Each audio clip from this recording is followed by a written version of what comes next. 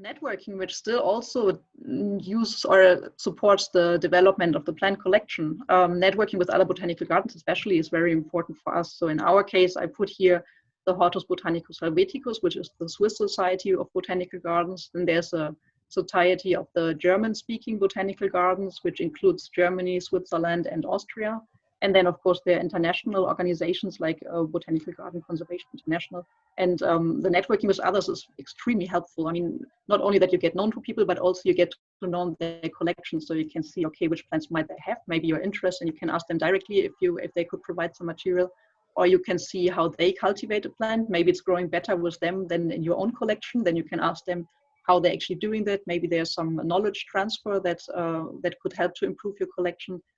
Or maybe they have extremely useful information boards, how to communicate something. So all this exchange improves a lot how you can actually improve your own collection and communicate it better.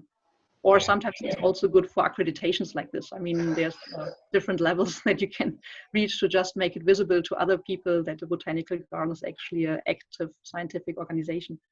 Yeah, we hope that Indonesia will have it in the future, yeah. Sure. I mean, Indonesia has some great botanical gardens, so I think will be no problem. Yeah. Okay, so maybe then now we talk about the development of different garden sections.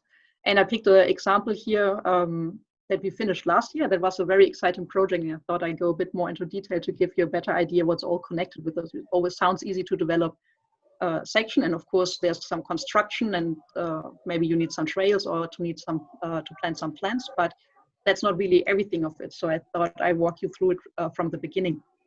In our case, maybe you can see this map here. There are these 3 boxes. These are greenhouses, and behind the greenhouses, there's a rather longish area that used to be an old Asia section in our garden. So there were still some trees and shrubs from Asia, but of course the temperate Asia, so we cannot grow anything tropical there outside as it's going too cold in winter.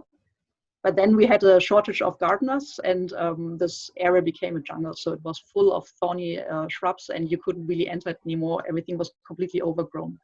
But then recently we got more gardeners again, so we got the opportunity to actually clear this area and arrange it again for the public. And then the first thing we needed was a concept. So we needed really to know what we actually want to show here. And that was already really long discussion. As I said, I mean, we couldn't plant anything that doesn't grow in our climate. So it could be only from temperate East Asia, we decided. But then again, we also didn't want to plant anything that's already shown in another part of the garden. So it should have been something unique. And there were a lot of considerations from only building up the concept itself. And in the end, we settled with 13 different sections within this Asia section. And they again divided in 3 different topics. So that you can see with the color code here. So everything in green shows ecological habitats. So that could of course be like a forest habitat, a dry habitat, or maybe a grass habitat, mountain habitat. So really ecological regions that are shown here within Asia. Then in blue, you see geographical regions. So we have Japan, Korea, and Taiwan. So really areas that are focusing on one certain region. And then we have just topics in orange here. That could be the Asian spring garden, where in spring you can see the flowering cherry trees. Or we have Asian useful plants or medicinal plants. And so plants that don't have one geographical region or one ecological region, but more like a theme. So that's what we came up with. Then after we had the idea, we had to apply for the funding, of course. I mean, money is always an issue, and so, but you need to have a good concept to actually provide it to people and say, hey, look, this looks amazing. This is what we could do, but we need some funding. And then luckily we actually got the money we asked for, so we could then realize it. And that's maybe where this picture is coming from, when we already started to prepare new trails here and we removed a lot of plants that are not suitable for this habitat. But this was before we planted everything. But planting, again, of course, is a very important point, because you need to get the plant specimen first. I mean, you cannot plant anything without having plants. So getting all the plants you needed, first you needed to concept what kind of plant you can actually, or you would like to have. And then you have to be realistic what plants you actually can get. And after that, after all the garden was finished, of course, you need to communicate all the contents you accumulated to the public. And that's why we made a little brochure. So that was a little booklet that we provided to visitors. You see a double page as an example about the Japan section here. Just to give you an idea, I mean, putting all this information again together was a lot of work.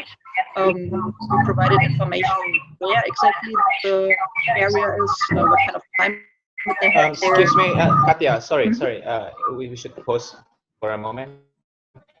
Mbak, tolong host dan teman-teman panitia tolong dikondusifkan partisipan supaya pastikan bahwa mikrofonnya di-mute-kan sementara ya, biar tidak mengganggu, tidak terjadi storing. Jadi biar sumber suaranya bersumber dari narasumber dan sejajar. Okay, terima kasih. Alright, Katya. Okay, sorry thank you.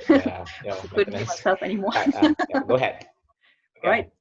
Okay, so putting the brochures together, for example, was very important, and then also, of course, quite a lot of work.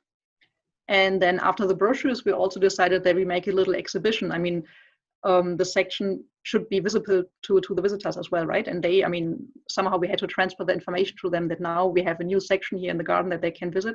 So we decided to make it more visible with an exhibition. So we had this little signs here explaining again about the different sections that you can see.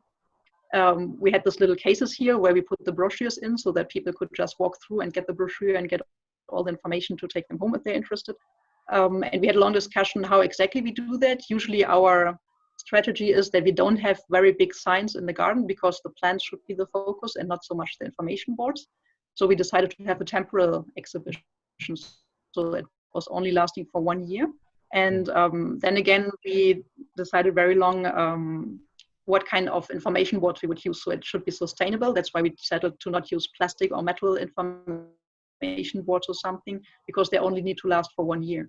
So we decided that we will choose wooden boards, and that also we use a timber, which is a native timber, so it doesn't have to be exported from a long distance or so. So we wanted to make it as sustainable as possible. Okay, wow.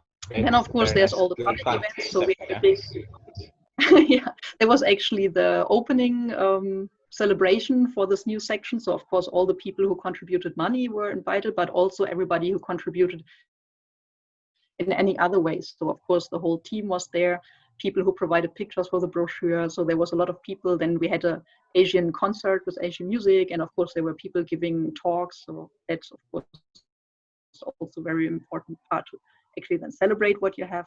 And we have like program around it. So what we did, for example, we put up a big showcase for the entire summer reason, where we put silk caterpillars inside, which was also turned out to be quite a lot of work because they really eat a lot of those fresh leaves. So getting all the leaves and feeding them twice a day, there was quite some effort. But I think it was also cool because people saw the showcase and then they got interest, and then we could tell them, yeah, if you continue a little bit, there will be our new Asian section. And then on several occasions, we invited some experts who then explained to the people how you can actually produce silk from the silk caterpillars. And that was quite interesting. Also for myself, actually, I learned a lot. Then we had public events like this theme day about Asia. And here you see the exhibition of the science team from the garden. But of course, there was a lot more programs. So for example, we put up an information desk. Here was a little quiz where people could guess from different plants and fruits where they're coming from. Are they from Asia or from other continents? Behind these flowers here, there was an information desk with brochures and information leaflets, also about invasive species. I mean, species from Europe, for example, that are invasive in Asia, but also species from Asia that are invasive in Europe, so both ways around. And we had a little rice exhibition here in the back, so that was quite fun to prepare. Of course, there were guided tours leading people to the new Asia section to show them what we have there. Then there was not so scientific, but there were concerts again, like this lady doing the gong music here. And of course, for kids, there was a lot of opportunity to teach them a bit, and also in a playful way again. So there was storytelling, there was more music, and they were creating things with plants. So that was quite fun, actually. But that was now all one big project I was talking about. Was of course, there's also everyday development of garden sections. That's of course also providing the information. I mean, a visitor, when they come to the garden, they often mainly see nice plants, but if you have a big concept behind it, you need to communicate it somehow, right?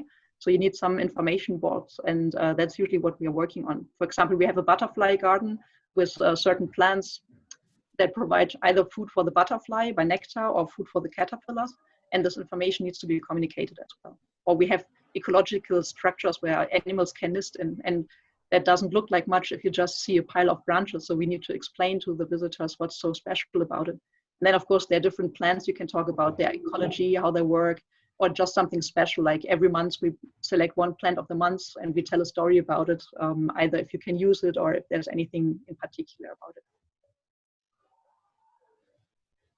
Okay, now I think I've been talking long enough about the collection itself. Now we'll switch to research. And one really important part is ex situ plant cultivation in botanical garden. I mean, ex situ means outside from the natural habitat. That would be in situ if it's really at the place where the plant grows naturally. If you put them somewhere else and grow them, it's ex situ. And of course, the botanical garden is the ex situ plant collection. And we focus a bit on ex situ cultivation of rare species from Switzerland. So you can see here big flower beds where a lot of super rare species are cultivated. And then sometimes we also do the next step that we actually reintroduce them to their natural habitat. That's more the practical part of this project, but there's also research part. I mean, the main question for this PhD thesis, for example, is why actually are those species so rare? I mean, nobody really knows. Maybe one reason could be that they are eaten more often than the common species. So we did some herbivory experiments below ground and also above ground with these crickets here. But it could also be possible that those species are just less pollinated. So we did some pollination experiment here, often by hand, and just see, okay, if really each of the flower would get pollinated, so that's why we simulated it by hand, will they produce the same number of seeds than a common species or not? So there's a lot of questions, actually a lot of stuff we don't know about it. Yeah. And then again, sharing knowledge, of course, is very important. So we organized ex situ workshop last year, inviting everybody who was working on the topic from botanical gardens, from scientific institutions, and from a lot of different backgrounds. And everybody was giving presentations and sharing their knowledge so that there's a knowledge transfer between people who are interested in the same topic. Then there are, of course, different kind of research. This project here, for example, is very interesting in this black and white picture here. You can see a study site that was established in 1930, so quite a long time ago. And on the little plots here, you can see there was they carried out a fertilizer experiment in an alpine region in Switzerland. So the idea was to find out how fertilizer can improve the biomass production. In this background here was really to produce fodder. Nowadays, we wouldn't do that so much because we learned that fertilizer is actually not so good for plant diversity. So this is not so much supported anymore, but those long-term study sites are extremely useful for us because now we can actually see how long actually is the impact of fertilization on plant diversity nowadays. So every 10 years or so, we carry out the same species inventories here again so that we can see how the composition of plant species develops over the years.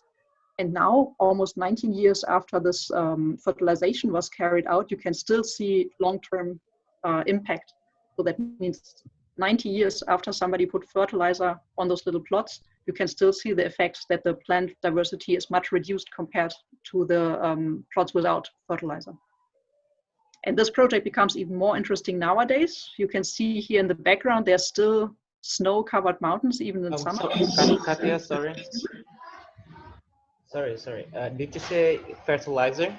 Yeah, fertilizer. Fertilizer, yeah? Yes, that's right. Fertilizer, okay. Fertilizer, yeah. Pupuk, yeah. Okay. Yeah, go ahead. Sorry. Good. So yeah, you can see in the background here in 1930, there was still permanent snow that was still available even in summer times. And nowadays the snow is completely gone. So there's no more snow, which is a consequence of climate change, of course. So it's getting warmer here, even in the mountains. And that, of course, also has impact on the plant diversity. So we can study both now, the long-term impact on fertilization, but also the long-term impact of climate change. And we can actually see that some species grow here now that haven't been recorded in 1930, for example. So plant species, especially from the lowlands, they are coming up as it's getting warmer in the mountains. And then other species disappear. So species that had been there in 1930, they're missing nowadays. And that's another research topic, actually, why that happens. Yeah. You don't have to go far to do research. Yeah. Okay. Yeah, go ahead. All right. You can also just do research in your own garden. So we had a really nice project last year carried out because we wanted to learn about all the wild living species we have in the garden. I mentioned already that we cultivate 5,500 plant species in the garden, which are all recorded in a database. So we have quite a good overview about them. but there's a lot of species that we actually didn't put there, and they also live there. They could be plants, could be animals, could be fungi. There's a lot of groups that just show up by themselves, and we wanted to know what kind of species we have there. So we invited a lot of experts to come to our garden and make an inventory what they can find. And it was quite impressive. As I said, we are a small garden. We only have 2.5 hectares, which is not so large, and we are in the middle of the city. But we still found about almost 1,200 wild living species from 14 different taxa. And that was only a short time. That's universe. Yeah, I was really impressed actually. There was much more than we expected. And also there was only during one season, and it was only a short period. And so I think if you do the same thing again in a different season, for example, we might find a lot of more species. Also, we couldn't cover all the taxa. There's a lot of interesting, especially animal species, where we didn't find the expert in the first try. So I think we will try to do that again later on and then compare if you find even more. But we did find quite a lot. Big part of it were really wild living plants that came by themselves, but also a really large part of arthropods, a smaller part of vertebrates, and then a lot of fungi and some lichens even. So that was quite interesting. And what was also interesting was that some of the specimens were covered really well. So we have birds here. 34% of all the birds in Switzerland were already found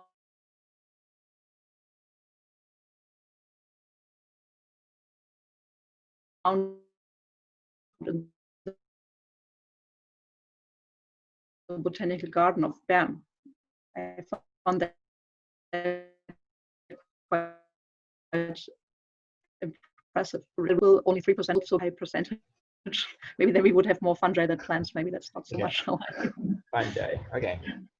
Then of course there are student projects, and there's like an unlimited amount of student project you can do. I already mentioned the PhD thesis trying to find out why certain plant species are so rare. But then we have a mass to reestablish plant populations from endangered species. And then there was another master thesis for priority plant species.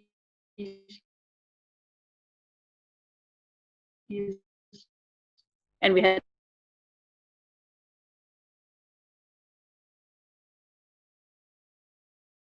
a bachelor thesis of herbivory going on projects from last year. So there's already a new project here. There's a lot of work going on.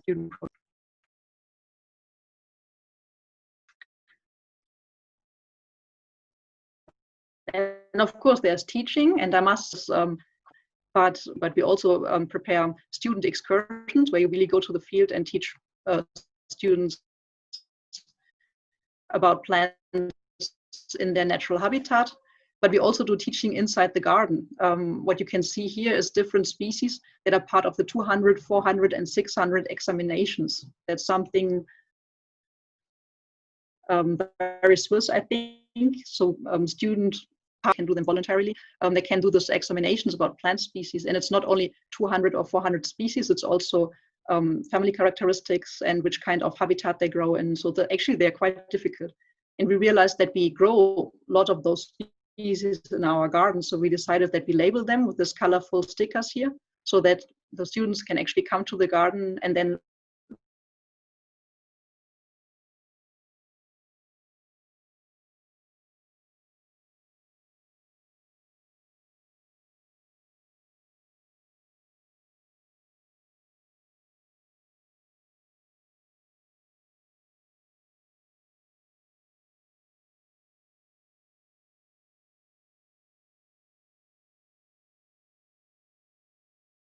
again provide information about some rare species that people might be interested in.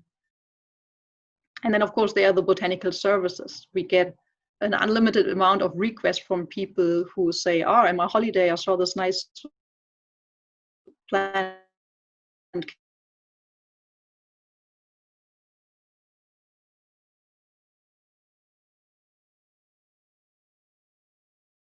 Can you tell me what it are? People saying, are we making education, but also a lot of other botanical questions that we are faced with either by telephone or by computer and email. So there's a lot of, just service we do for people. Now I've been talking most of the time. One out of those many collections I presented at the beginning. Oh, but no worries. I think the others will be easy because there's a lot of similarities between the different kind of collections. So I don't have to go in detail again. I just wanted to give you a quick overview and run you through the other collections, and then we stop at the herbarium collections again to go a bit more into detail again. So the other living plant collection, as I mentioned before, is seed banks. We don't have a seed bank in Bern, so I actually borrowed a picture of the Millennium Seed Bank from Kew. And what you can see here, of course, seed banks use much less space. I mean, seeds are usually small, so you can store many of them in small containers. But what you can also see from the big winter dressing that the lady is wearing here, seeds keep longer if it's cool. So they usually nothing you can put outdoors or something. You need special cool facilities where you can actually store the seeds to make sure that they live as long as possible. But the longevity is the main challenge. Nobody knows for sure for most seeds how long they actually are germinatable. So they have to do tests from time to time, so that they actually take few seeds out of the containers and try if they still can still germinate. And then if yes, they put them back in the jars and it's fine. But if not, then maybe they need to collect more seeds for the species to make sure that it's always there. And the main idea behind it is that if a plant would go extinct in the wild, you could still have the seeds and grow it back in future. So very important collection as well. Then we come to all the conserved collection, and one of them is the wet collection, where you really put plants in some kind of liquid. So usually they are stored in big jars, and the liquid, sorry, it's jumping by itself.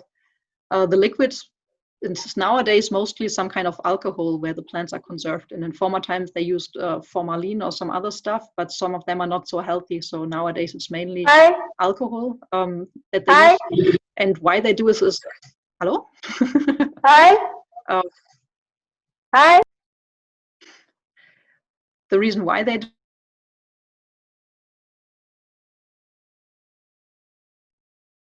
fix the problem first.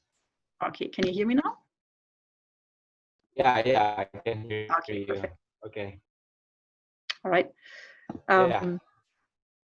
So talking about wet collections, I mean, the reason why you need to do this is that you want to conserve the plants, but some of the plants, they are too big to press them for herbarium specimen, but they might be fragile. So if you would just dry them by itself, they might crumble, fall apart, like this part here, all the different sections would come out, or maybe they are super fragile that they have a three-dimensional structure that's not woody, so you couldn't dry it and it would just be flat and you couldn't see anything.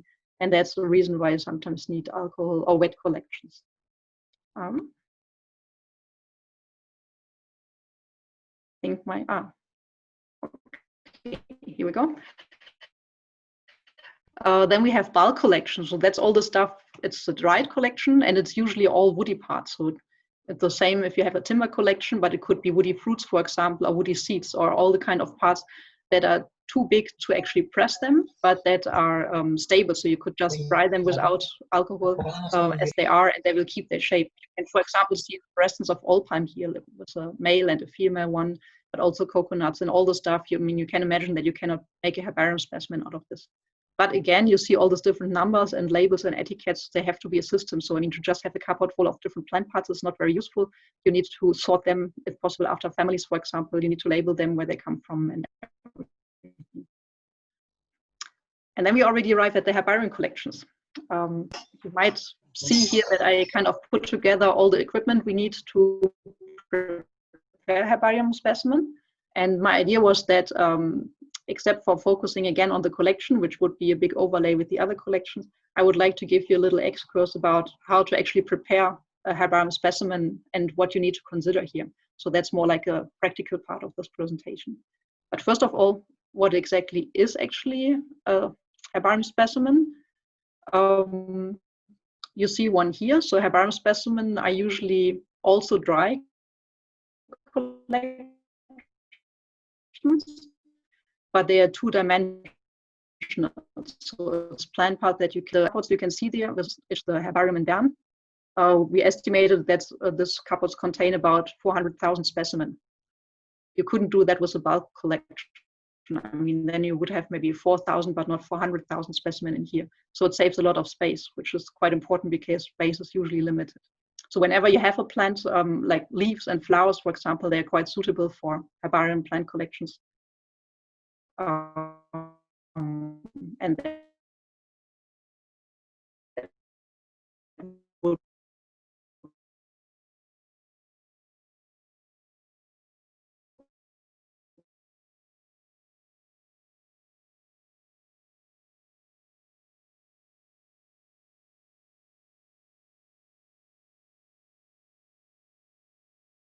be recommended. Then maybe the next question is, I mean, herbarium specimens, hundreds of pictures of collected, and as there were no cameras or anything, the only way to actually bring back the plants was to collect specimens and press and conserve them, which was really challenging at the time because they really didn't have any air-conditioned rooms where he could store it or something. It's much easier nowadays. But only because it's an old tradition doesn't mean that it's out fashion. I mean, you could say, why can I not just take a photograph of it? It even looks nicer because it conserves the colors very nicely. And it's true in a way, but a photograph cannot really conserve all the different characteristics you need from the specimen. For example, what you usually always need is leaf position, and that can be really hard depending on, usually you also need the underground part of the plant if it's a herbaceous plant, and this you couldn't capture in photograph unless you dig it out anyway, but if you dig it out, you can also collect it. And then there's small structures like hair that you use for really confirming your identification, and this is something you definitely cannot capture in photographs. So that's why even today it's absolutely necessary, if you want to describe a new species, to prepare a herbarium specimen. And then in the description of the species, you actually tell in which herbarium people can find the herbarium and then compare their specimen with your specimen to make sure. And today it's even more important to prepare herbarium specimen because you can even do genetical analysis with them. That wasn't possible in former times, but nowadays it is, and they're getting better and better all the time. So you can get even more information than before. For example, you can take little samples from an old herbarium specimen and compare if the plant, like the genetical diversity of plant was higher or lower in former times from a certain population than it is nowadays. So those plant specimens actually contain a lot of information, and the more detailed the information is and the older the specimen is, the more valuable they usually are.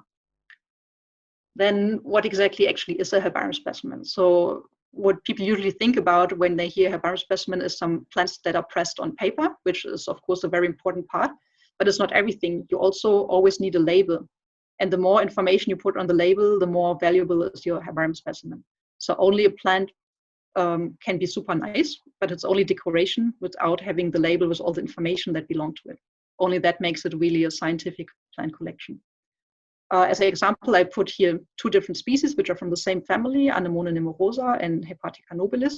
The flowers of them look actually quite similar, but Anemone nemorosa has white flowers. If you dry them later, they turn a bit yellowish. And then Hepatica nobilis has this bluish, purplish flowers. But if you dry them, they also become a bit yellowish. So if you only see the herbarium specimen and you don't know the species, you couldn't actually say for sure which color the flowers had when they were fresh. And that's why you need to write it down here. So all the information that will get lost on the herbarium specimen later needs to be put down on the label. That could be flower coloration, it could be fragrance. Maybe one of them was super nice, has a smell like roses, or for example, then you just write it down on the label. Or maybe a plant has latex and then you write it down on the label, or something really particular with the bark structure on a tree also. So everything you know which won't be contained in the herbarium specimen later, you write it down on the label.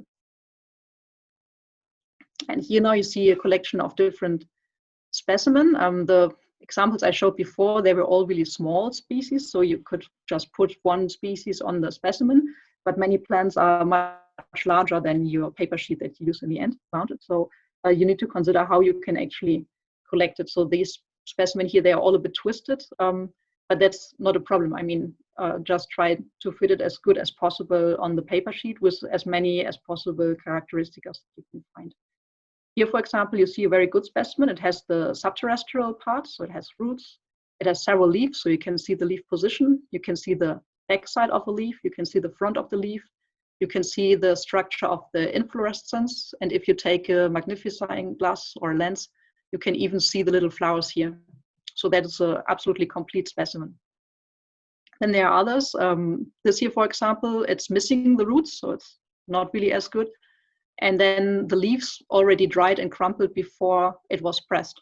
That happens very fast with grasses, so usually they start rolling up their leaves very fast, and that makes it tricky to see both sides from the leaves. So here, for example, if it's rolled together, you mainly see the bottom side, but not really the upper side. But still, it's a useful specimen. I mean, you get a rough idea about the leaves, you see the nodes, you see the inflorescence, so it's still very useful. And then this specimen here comes from a tree. Of course, with a tree, you have a totally different dimension. I mean, there's no way you could ever put the roots in a herbarium specimen or the trunk. So this is definitely stuff that will be excluded from the herbarium specimen. Usually just collect a small branch. If possible, it would be better if it has either flowers or fruits or both if possible, but this is something you can always aim for, but you won't always get it. So just try to make the most out of it. In this case, at least you can see many different leaves. So you can see the leaf position, you can see the lower side of the leaf, the upper side of the leaf, and you can even see a smaller branch. So the branch might give you an idea about the bark structure maybe, or at the cutting edge, you might get an idea about the inside. Maybe the timber inside is red or white, so that already provides information that you can contain. Okay, with all this background now, let's imagine that you come to Switzerland and you visit me here in spring and you find this beautiful flowers and you decide, oh wow, they're so nice, I would really like to collect a herbarium specimen of them. That's what we will do now. First of all, of course, is you need to check all the regulations. Do you need permit to collect it? Will you need permits to export it and everything? But let's say you have already done it and it's no problem, you have all the permits you need, and you find this plant and you want to collect them. First thing to consider is which specimen you actually pick. Of course, this is all as good as possible. I mean, there will always be things that are not possible, but your aim should be to take the best possible specimen, that you pick an undamaged one, for example. Move this here. So in this flower, for example, you see that a little part of the petal is missing, which is absolutely no problem. So if that's the best flower you find, you just go for it. But if there's another flower just next to it, which is undamaged, then of course you pick the undamaged one. Then whenever possible, try to pick a specimen with flower or fruits, or maybe even both if you get it. And then, especially for herbaceous plants, make sure that you also get the subterrestrial organs. I mean, here, for example, those plants, they have a rhizome, and that's a very important identification characteristic. So you need to collect the rhizome as well, together with the roots here.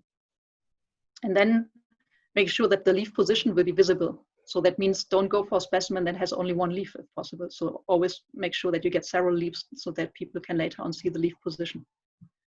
But you can also see here, sometimes when you collect them, the plants, you also collect some dirt. Here's some soil and even a stick that was attached to it.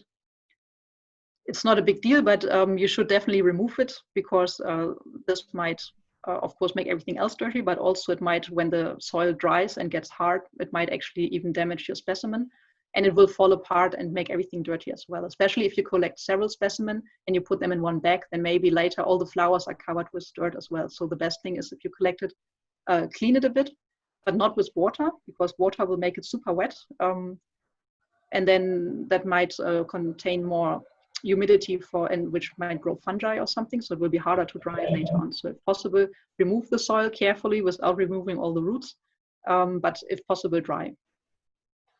Okay, Katja, sorry. Mm-hmm. Well, actually, we have lots of questions from the participants. So I think that we don't have more time for for waiting, yeah, because they have already sent us the question, so they cannot wait for giving that question to you. So that's why could you please simply this presentation and tech gist, because we really want to talk to you right after this. All right, so, but we're almost through, so I could also just make it, yeah, just give us the best gist of that.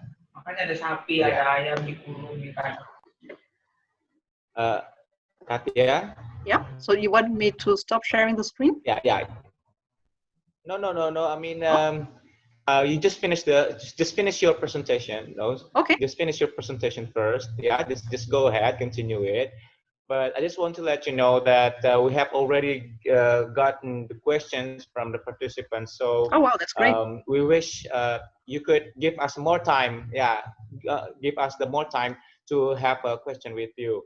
So that's why if you don't mind, just just shorten the slide view, shorten the presentation in order to give the participants time to give you the questions. Yeah, sure. I'm almost through. You got me? I mean, yeah, just okay, just okay. This could you shorten the presentation? Yeah, go ahead. Sure. Okay, so I think we finished this one. Let's go. So after you collect your perfect specimen, of course, it's also important to collect all the data immediately that you will need later to write down on the label. There's a lot of stuff, date, for example, when you collected it, where you collected it, as more information, the better. All the stuff that you know will get missing, for example, flower color, or if there's a smell or fragrance or something, then you also give it a collection number. And the collection number is a unique ID that usually contains your initials. So that was my collection number here, so it's KR. And then it's a continuous number. So the very first specimen you ever collect is number 1. And then you just continue this number for the rest of your life. And in case of large specimen, for example, if you collected tree branch, you might not only make one specimen out of it, but maybe you make some duplicates as well. And then it really helps if you also know the number of duplicates you make. For example, with this species here, I collected the whole plant, so it will automatically be only one specimen that I have. So it gets one collection number. But if I collect a big branch and I cut it down into 3 different duplicates, then it still gets only one collection number because this is attached to the individuum and not to the number of specimen. To know later on how many specimen, including the duplicates you actually have, it makes sense to also know this stuff. And this is something you usually write down with more information in a little book or something, but you should also attach little labels to the plants immediately to make sure that you always know which individual you're talking about. Which kind of label doesn't really matter, so you can take labels like this, which are maybe a bit more professional, but if you don't have them, just take those paper tape here. So, and what you usually write down is your collection number again, so that you can always link it with the information in the book. And as a backup, maybe also the species name if you have it, or it could be a field name if you don't know the species yet. But sometimes it's possible to get confused if you collect a lot of specimens with the collection numbers, and then it helps if you have the backup. And that's why I would always write down both species name and collection number. Then you need to transport your specimen. Of course, you could press them immediately in the field. That would have the advantage that the plants don't crumple before you can press them, but it also is quite big. So you need to carry around all the newspaper you use, all the plant press that you will use later on, and it's all really large and bulky. So that's why often people used in former times those cool botanist containers here. They are quite fancy, but they're not really used anymore nowadays because even if they're empty, for example, they're quite big. So nowadays, most people simply use plastic bags of different kinds to conserve their plants and to transport them back home. It's a good idea to store some air with the container as well to make sure that they don't get smashed. And you can imagine if you have not only one, but like maybe 20 of those plants inside here, and later you're back home and you want to press them, and you didn't put labels on the plants, then it will be impossible to actually say which individual was which. So that's why it's so important to put the labels immediately on the plant as well. Now, right, if you're yeah, I'm afraid that our time is about maybe less than 2 minutes. So could you give us the short conclusion just right after this slide? Sure. Yeah. So pressing again. Okay. Make sure, because once the plant is pressed, it will be fragile and you can only see one side if it's mounted to a herbarium paper. So make sure, again, you can see leaf position, you can see the underside and the front of the leaf, you can see the inside of the flower if possible. But if you have many flowers, it might also make sense to have one side view, for example, so that you can also see a sepals or inferior ovary if necessary. And then the pressing, so tell me anytime you want me to stop. Pressing, of course, usually it's done in newspaper envelopes, which are dry, and then you put it in a plant press and hold them together either with string or rubber bands. you dry them either in sunlight, but you can also put them in drying chambers like this one, or they're more professional drying ovens. Just make sure that you always put the press in a way so that the warm air that's coming up can go through the press. And then you need to mount it. The most important thing about mounting is that you put the plant specimen on acid-free paper or carton, because they are supposed to last forever, theoretically. And that means if you have paper here that contains acid, it will dissolve the plant specimen over time. So make sure your mounting paper is acid-free.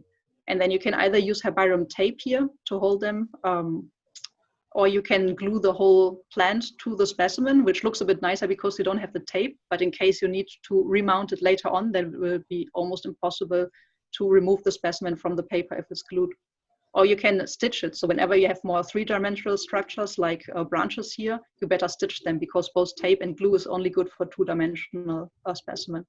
And often you see these little envelopes on the specimen where you can collect stuff that breaks. So it could be fruits that when they dry, they get loose. You can put them in here, or parts of leaves that break off, which is extremely important nowadays, because as you can do genetical analysis nowadays, you need to remove little fragments. And then in this case, if you have the fragments already in the envelope, you don't need to remove them from the specimen anymore. You can just use the material in the envelope. And then last thing is the label, of course. You need to attach all the information: species name, collecting date, collecting person, and some kind of location information is the minimum. But as I said, the more the better, especially the notes, what you can find.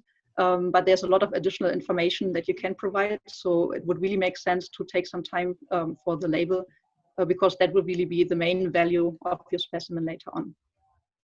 And then, of course, you need to store everything and put it to the herbarium, but that's definitely another topic by itself. So I would like to stop here and thank you very much for your attention. Thank you also very much for the invitation. It was a great pleasure to meet you all. And thank you to May for arranging all this. All right. Thank you so much, Katja. Well, it was really amazing, yeah. Having your information and then your tips and tricks and the method how to make the suction and how to manage the plant and which they come from, so make them live well there in ex situ way or even in situ way. All right, so move on to the discussion time. We're gonna open the floor for the questions for some questioners. If the participants have some questions for the speaker, so the host and I will open the floor for the questions.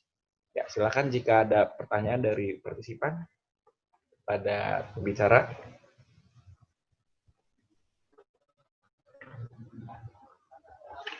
Oke, sambil menunggu pertanyaan dari pembicara, mungkin saya bacakan dulu aja pertanyaan yang sudah masuk. Pertanyaannya adalah seperti ini sebenarnya. Di sini saya coba simpulkan pertanyaannya.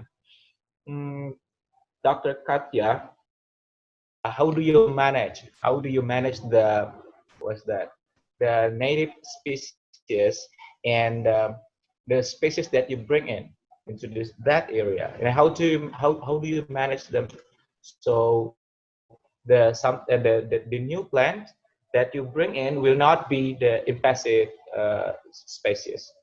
Okay, that's the first questions. Maybe if you will answer the questions. Yeah, thank you very much. That's a very good question.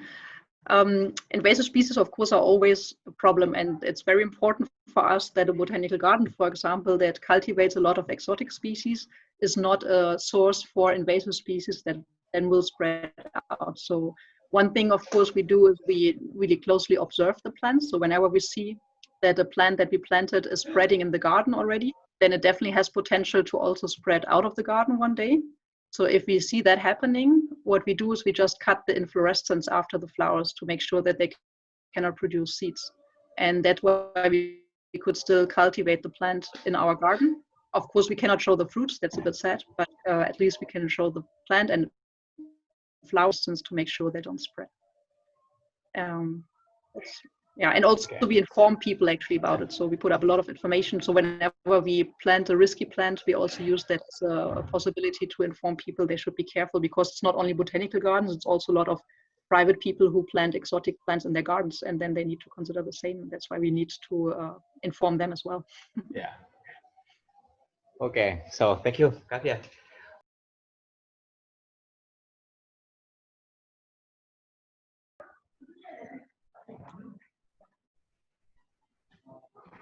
Ya, jadi PCR atau polymerase chain reaction ini merupakan suatu terobosan revolusioner itu pada pertengahan tahun 1980-an, lebih tepatnya 1985, itu ditemukan oleh Carrie Bang-Mullis, yaitu seorang ahli biokimia Amerika. Karena penemuannya ini, si Mullis ini kemudian mendapat Nobel dalam bidang kimia tahun 1993, yaitu yang berhubungan dengan pengembangannya tentang PCR. Next.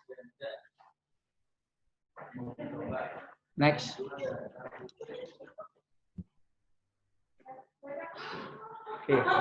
Jadi PCR ini merupakan suatu metode dengan prinsip perbanyakan DNA secara in vitro, yaitu seperti Bapak Ibu dan Adik ketahui, karena kita perbanyakan DNA-nya itu kalau kita melakukan perlakuan di luar inang hostnya, kita sebut dengan in vitro. Apabila di dalam inangnya, kita sebut in vivo. Sistem kerja mesin ini mencontoh sistem kerja sel dalam replikasi DNA. Jadi PCR ini prinsipnya itu untuk adik-adik sekalian, dasar dari pengujian PCR itu biologi sel. Jadi mungkin kalau tentang teori biologi selnya, saya tidak perlu panjang lebar menjelaskan karena saya yakin Bapak Ibu dosen semua di sana sudah sangat menjelaskan secara garis besar tentang apa itu DNA, apa itu sel isinya apa aja. Jadi kita tidak perlu untuk menjelaskan sampai situ, jadi tentang langsung PCR-nya saja.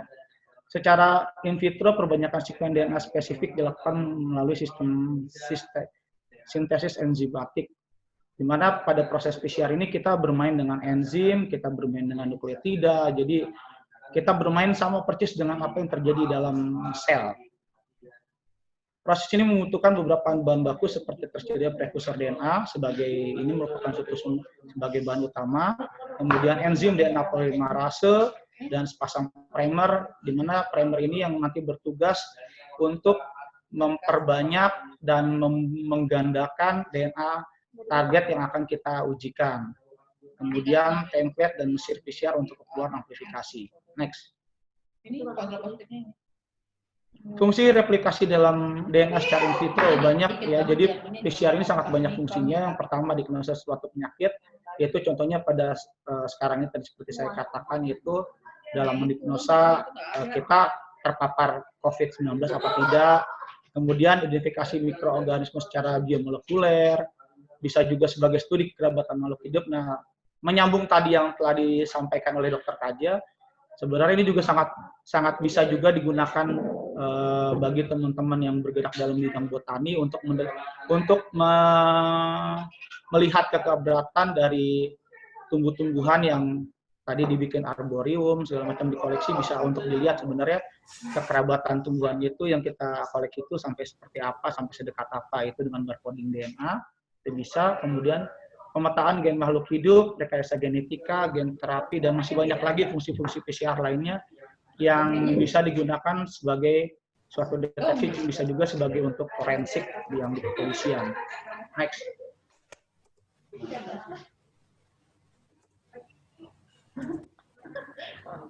Oke, pada awal Mullis ini mengembangkan PCR itu sangat lama. Dalam setiap kali pengujiannya kita membutuhkan 8 jam. Karena pada awalnya PCR ini menggunakan 3 water bath, 3 penangas, yang itu semuanya dikerjakan secara manual, step by step. Nah, kemudian setelah dikembangkan terus, muncullah terobosan-terobosan baru untuk lebih mengefisienkan kinerja dari suatu mesin PCR. Next. Oke, kemudian secara garis besar teknik PCR. Jadi dalam proses pengujian PCR ini kita ada 4 proses. Yang pertama itu isolasi DNA RNA atau kita sering sebutkan sebagai ekstraksi DNA RNA. Kemudian amplifikasi DNA atau perbanyakan DNA. Kemudian visualisasi DNA, yaitu di mana kita menggunakan gel agar-ros. Kemudian dokumentasinya kita bisa menggunakan UV-Doc. Next. Kemudian untuk tahap isolasi DNA atau ekstraksi DNA, metode yang digunakan untuk memisahkan DNA atau RNA dari organel sel yang lain dengan menggunakan bahan bantuan bahan kimia, yaitu guanidin tiosianat, proteinaset K, fenolkloroform, dan beberapa zat kimia lainnya yang berfungsi untuk kita bisa mendapatkan DNA target yang akan kita uji dari DNA lain yang ada selain dari DNA target. Contohnya seperti DNA inang, kalau di ikan DNA ikannya, atau di tumbuhan DNA tumbuhannya. Jadi kita bisa misalkan dengan DNA target yang mau kita uji. Next. Oke, kemudian setelah kita melakukan isolasi DNA atau ekstraksi, kita lanjutkan dengan melakukan amplifikasi DNA. Apa tujuan dari amplifikasi DNA ini? Yaitu untuk meningkatkan jumlah kopi dari DNA target agar dapat divisualisasikan. Di mana jumlah kopi itu bersifat eksponensial, jadi kalau kita melakukan proses amplifikasi DNA itu nanti DNA-nya akan bertambah sesuai dengan aturan 2N, jadi setiap siklusnya akan bertambah bisa mencapai ribuan atau jutaan kopi DNA. Nah, untuk proses amplifikasi ini kita menggunakan suatu mesin, yaitu namanya mesin thermocycle, di mana kita ada di mesin ini itu terjadi suatu proses untuk kebanyakan DNA, dan DNA ini nanti akan kita bisa deteksi apakah DNA target yang kita uji itu ada atau tidak. Next. Next. Oke, komponen utama PCR ini komponen utama PCR itu maksudnya komponen utama dalam kita melakukan amplifikasi, karena PCR itu intinya saat proses amplifikasinya itu. Yang pertama itu enzim polimerase, terus kemudian template DNA atau DNA yang akan kita ujikan, kemudian primer yang bersifat yang contohnya oligonukleotida, kemudian reaction buffer bisa berupa tris, amonium ion, magnesium ion, kemudian nucleotides atau DNTPS.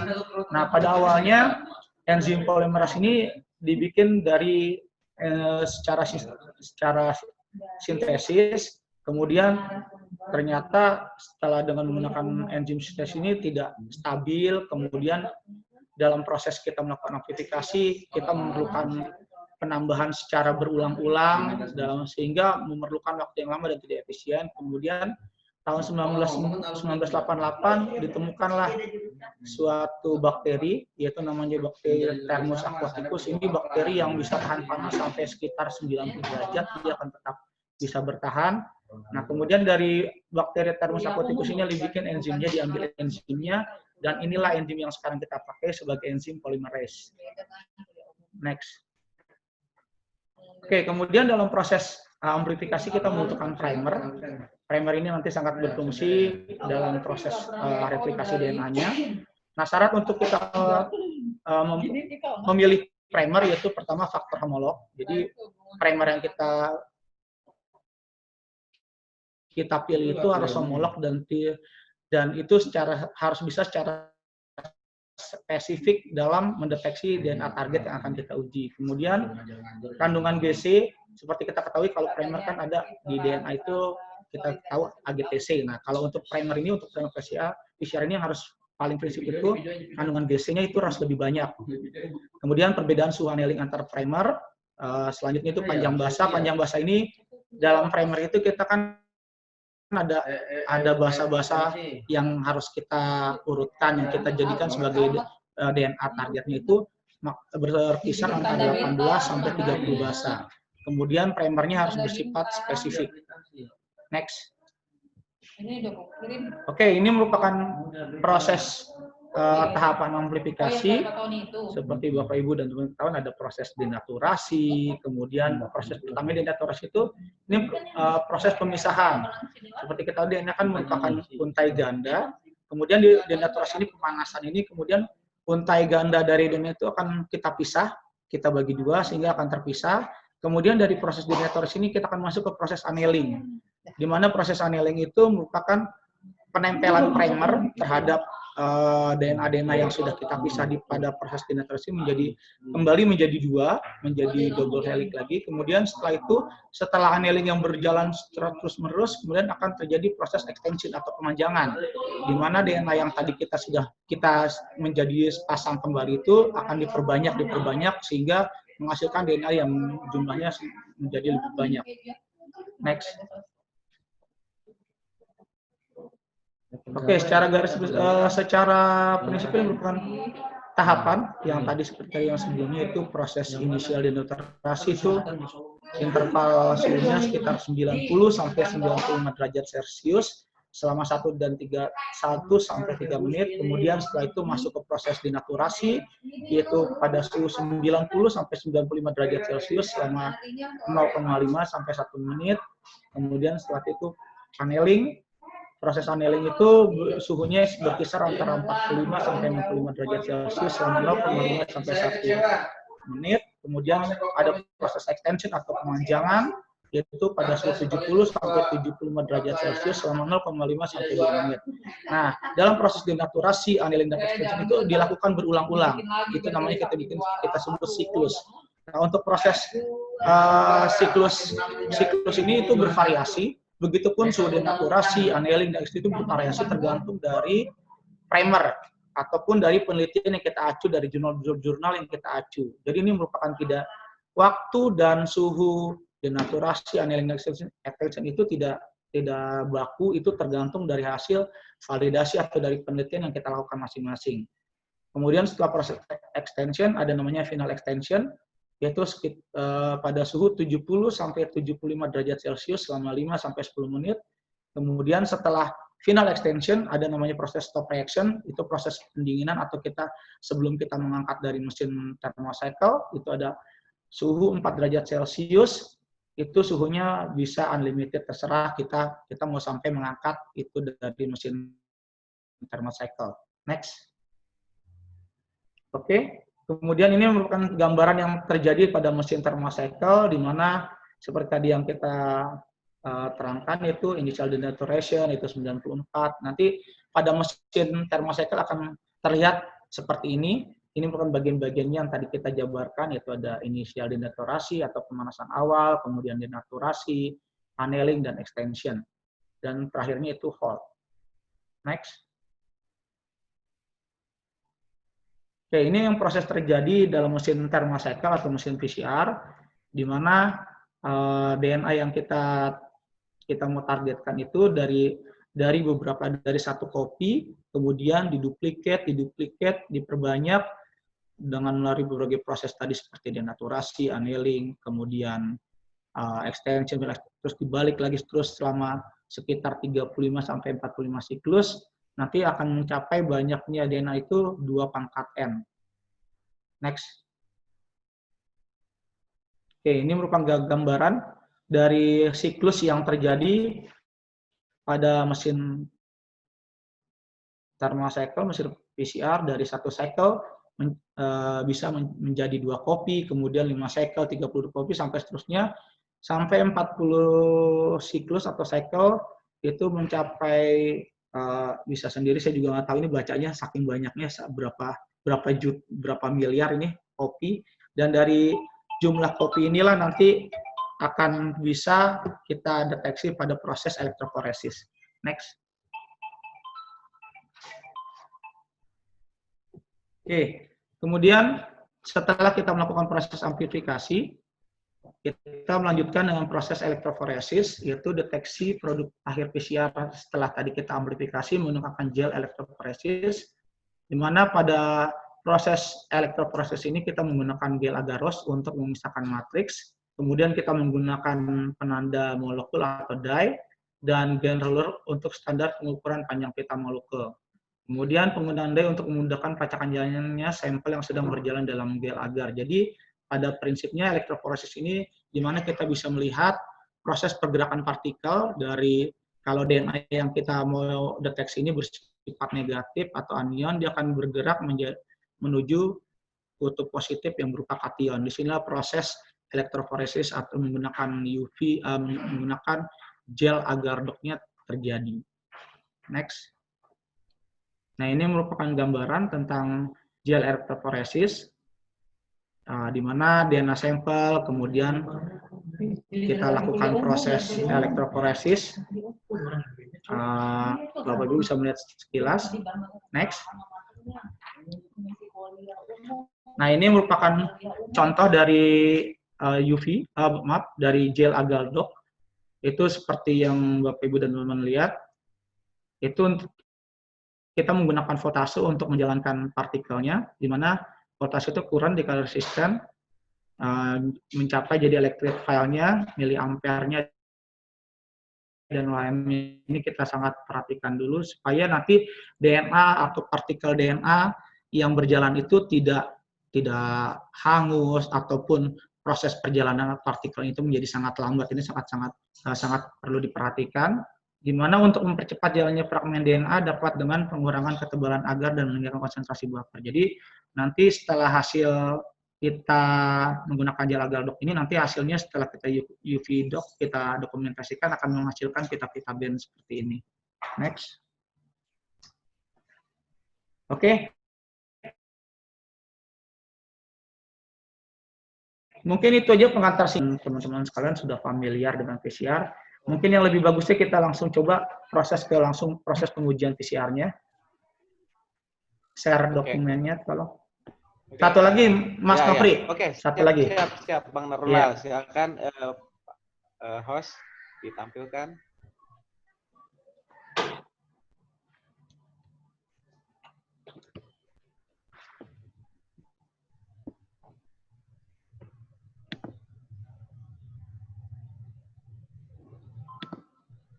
Oke ya, ini merupakan proses yang kita lakukan dalam melakukan proses pengujian dengan menggunakan metode PCR di laboratorium biologi molekuler. Next. Oke, seperti tadi Bapak Ibu seperti ketahui pada saat sekarang ini metode PCR itu dibagi dua, ada menggunakan dengan PCR konvensional, yang terbaru sekarang ada kita mengenal dengan nama real time PCR atau qPCR. Perbedaan dari dua metode ini yaitu dengan metode konvensional kita memerlukan waktu yang lebih lama dan melakukan proses yang lebih panjang dibandingkan dengan real time PCR. Di mana kalau pada proses PCR konvensional kita harus melakukan tahap sampel, pemilihan sampel, ekstraksi, amplifikasi, dan electrophoresis yang kita lakukan secara berturut. Kemudian sedangkan pada real time PCR kita hanya melakukan dua tahap, yaitu ekstraksi dan amplifikasi dan electrophoresis dalam satu tahap, satu mesin. Jadi kalau pada konvensional antara amplifikasi dan electrophoresis itu berbeda. Sedangkan untuk mesin real time PCR antara amplifikasi dan electrophoresisnya kita lakukan secara bersamaan dalam satu mesin. Jadi waktunya lebih singkat dan lebih efektif. Next. Oke, dalam melakukan proses pengujian PCR yang paling utama itu sampel. Nah, I'm sorry, Mr. Katya, because in my office we do PCR not to plan but to fish, only to fish, to detect and diagnose fish disease. So I present the sample as my work in my office, in my lab.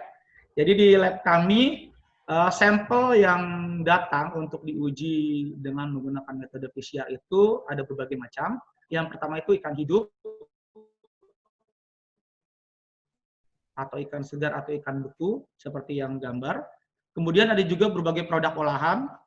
Kemudian ada juga organ atau ikan yang sudah difiksatif dengan menggunakan alkohol yang minimal kandungan alkoholnya di atas atau sama dengan 70%.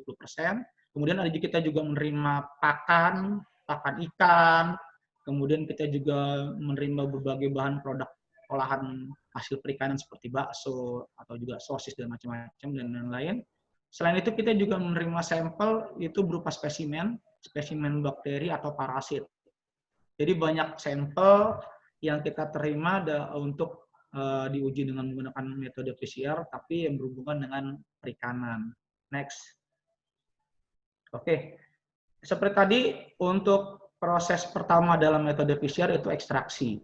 Nah, jadi proses ekstraksi ini kita bagaimana cara kita untuk memisahkan DNA target yang akan kita deteksi itu dari organel-organel atau partikel-partikel sel lainnya. Jadi banyak seperti di gambar, banyak alat yang kita butuhkan dalam proses ekstraksi. Seperti yang Bapak Ibu dan teman-teman lihat, ada berbagai mikropipet berbagai ukuran, kemudian ada centrifuge, ada vortex, ada thermoblock, terus ada ini neraca digital untuk menimbang berat sampel. Kemudian sesuai dengan perkembangan zaman, ternyata proses ekstraksi ini bisa dipersimpel, yaitu dengan menggunakan alat. Ini contoh alat yang kita gunakan di kantor kami untuk melakukan proses ekstraksi sel, ekstraksi DNA, yaitu dengan menggunakan ini. Saya tidak boleh iklan, jadi tidak menyebutkan nama produk. Jadi ini merupakan satu alat bagaimana kita tinggal hanya menaruh sampel, terus kemudian alat ini akan bekerja secara otomatis, secara robotik dalam melakukan proses ekstraksi DNA. Setelah selesai nanti hasil ekstraksi DNA yang kita dapat itu sangat-sangat murni. Ini merupakan gambaran yang kita lakukan dalam proses ekstraksi. Pertama kita melakukan penghancuran sampel, yaitu dengan menggunakan menghomogenisasi, baik itu menggunakan alat ataupun secara manual dengan menggunakan skalpel atau menggunakan gunting. Kemudian kita lakukan proses ekstraksi. Next. Ya, ekstraksi. Ekstraksi ini boleh dibagi beberapa cara, yaitu ada yang secara konvensional, membutuhkan waktu lama antara 2-3 jam dengan sistem terbuka. Ada juga kita melakukan ekstraksi dengan sistem kolom, yaitu metode silica base, yaitu prosesnya lebih cepat, sekitar 30-50 menit, dan kemurnian DNA-nya sekitar antara 85%. Kemudian kita juga ada menggunakan magnetic bead, yaitu metode rak magnetik. Ini prosesnya lebih cepat bandingkan dengan kolom konvensional, dan DNA yang dapat itu 90% kondisinya lebih utuh. Next. Oke, ini kemudian setelah kita melakukan proses ekstraksi, kita melakukan proses amplifikasi. Dalam melakukan proses amplifikasi, kita terlebih dahulu membuat master mix, yaitu yang berupa tadi enzim polimerase, terus DNTP, primer yang kita adon, kalau bahasa laboratoriumnya kita adon, kita racik, itu di tempat yang berbeda. Ini merupakan di tempat kami ruang pembuatan master mix-nya ini berbeda karena kita membutuhkan sterilisasi yang sangat tinggi supaya lama amat sih supaya menjaga master mix yang kita buat bebas dari kontaminan. Kemudian setelah kita buat master mix dalam ruang amplifikasi, dalam ruang master mix, ini merupakan contoh dari master mix yang biasa kami buat. Ini ada berbagai warna, itu tergantung dari pewarna yang kita gunakan. Ada yang menggunakan warna hijau atau green, ada yang merah, ada yang macam-macam, itu tidak masalah. Banyak produk komersial yang kita jumpai sekarang. Kemudian setelah kita membuat master mix, kita bawa ke dalam laminar untuk menambahkan DNA template yang akan kita uji. Setelah itu, setelah kita tambahkan DNA template yang kita masukkan ke dalam master mix, kemudian kita masukkan ke dalam mesin thermal cycle untuk melakukan proses amplifikasi. Next. Oke, ini komponen PCR, yaitu komponen dalam proses amplifikasi. Yang pertama itu yang harus diperhatikan itu master mix tidak terkontaminasi, karena kalau master mix-nya kita terkontaminasi nanti akan menghasilkan hasil yang false, baik itu false negatif ataupun false positif. Kemudian yang kedua itu primer harus spesifik, yaitu primer harus spesifik sesuai dengan DNA target atau penyakit ataupun DNA yang akan kita cari, yang akan kita screening. Ketiga yaitu DNA template memiliki kualitas yang baik. Ini berkaitan dengan proses ekstraksi yang tadi kita lakukan. Karena kalau DNA-nya nanti jelek atau konsentrasinya rendah atau DNA-nya terlalu ketinggian, konsentrasinya itu akan sangat berpengaruh terhadap hasil pengujian PCR. Next. Oke, dalam proses penambahan, dalam proses amplifikasi atau yang pertama itu single step PCR, di mana kita hanya melakukan satu kali amplifikasi. Jadi apabila kita sudah menambahkan DNA template ke dalam master mix, kita langsung amplifikasi, selesai. Kemudian amplifikasi, di mana saat kita melakukan amplifikasi pertama, kemudian kita masukkan ke dalam thermocycle, kita angkat, kemudian kita lakukan lagi penambahan template lagi dengan menggunakan primer yang berbeda. Jadi kalau single step ini kita hanya membutuhkan satu pasang primer, sedangkan nested PCR ini kita membutuhkan 2 pasang primer yang berbeda. Ada juga reverse transcript PCR atau RT-PCR, ini saat kita melakukan pengujian untuk mendeteksi RNA yang bersifat RNA. Itu contohnya kalau di penyakit ikan itu ada beberapa penyakit ikan yang memang sifat itunya dia mendeteksi RNA bukan DNA. Atau juga multiplex PCR, multiplexing PCR ini di mana saat kita melakukan PCR itu kita bertujuan untuk mendeteksi beberapa jenis penyakit atau beberapa jenis DNA. Jadi dalam sekali running itu kita menggunakan beberapa jenis primer yang berbeda-beda. Next. Oke, yang tadi seperti kita ketahui untuk proses amplifikasi ada 2 pada saat sekarang ini sesuai dengan perkembangan zaman, ada 2, yaitu menggunakan PCR konvensional dan real time PCR. Di mana saat proses amplifikasi ada perbedaan antara PCR konvensional atau kita sering sebut qPCR dengan real time PCR atau sering kita sebut dengan qPCR. Di mana pada komposisi amplifikasinya itu pada real time PCR kita memerlukan namanya probe atau label yang nantinya akan menjadi sasaran tembak fluoresen pada mesin real time PCR. Tapi volumenya antara PCR konvensional dengan real time PCR itu sama, yaitu sekitar 25 mikrolight. Next. Oke, ini elektroforesis. Dari kita dalam proses elektroforesis kita memerlukan elektroforesis gel system, yaitu seperti yang ada di gambar. Ini merupakan elektroforesis gel. Di sini nanti akan terjadi, kita akan melihat pergerakan partikel dari DNA yang kita uji, dan yang bersifat negatif katanion akan berjalan menuju kutub positif yang bersifat kation. Nah, dari nanti setelah perjalanan dari partikel DNA ini nanti kita lanjutkan kemudian untuk melihat secara visualisasi dengan menggunakan UV gel documentation system.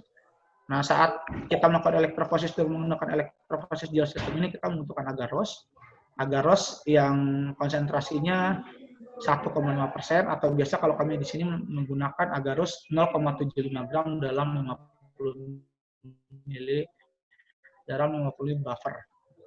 Nah, setelah kita lakukan documentation, ini kita akan bisa melihat hasil dari uji PCR berupa band-band. Ini kalau menggunakan PCR konvensional berupa band-band, apabila nanti kita DNA target yang kita uji ternyata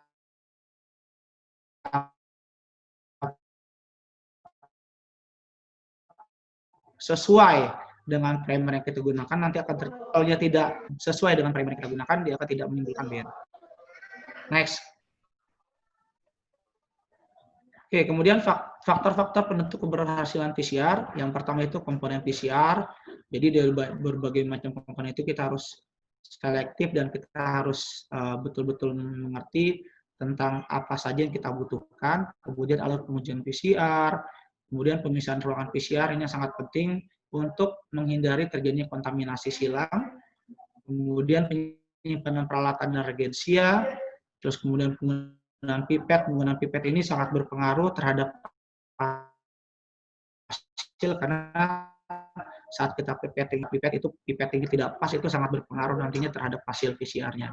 Kemudian kecermatan dalam teknik PCR, kemudian penggunaan kontrol positif dan negatif. Jadi dalam proses PCR ini selain kita menguji sampel, kita juga harus melakukan pengujian terhadap dengan menggunakan kontrol positif dan negatif. Tujuannya untuk melihat perbandingan apakah ya yang kita uji ini, yang kita lakukan uji ini sebenarnya valid atau tidak. Itu kita bandingkan dengan kontrol positif dan negatif. Dan yang kedelapan yang paling penting itu kebersihan dan kesterilan laboratorium. Next. Nah, ini merupakan alur pengujian PCR yang kami lakukan di Buski PM, yaitu dari ruangan PCR Master Mic, kita melakukan ekstraksi pada ruang ekstraksi, kemudian setelah melakukan ekstraksi kita melakukan template adding, kemudian setelah itu kita masukkan ke dalam mesin thermocycle. Setelah itu apabila kita melakukan nested PCR, kita melakukan penambahan kembali DNA-nya, template DNA dari hasil first amplifikasi. Kemudian setelah kita nested atau kita selesai dari amplifikasi, kita melakukan elektroforesis, elektroforesis, kemudian kita lakukan pembacaan atau visualisasi dengan menggunakan UV Dock di ruang pembacaan hasil PCR. Next.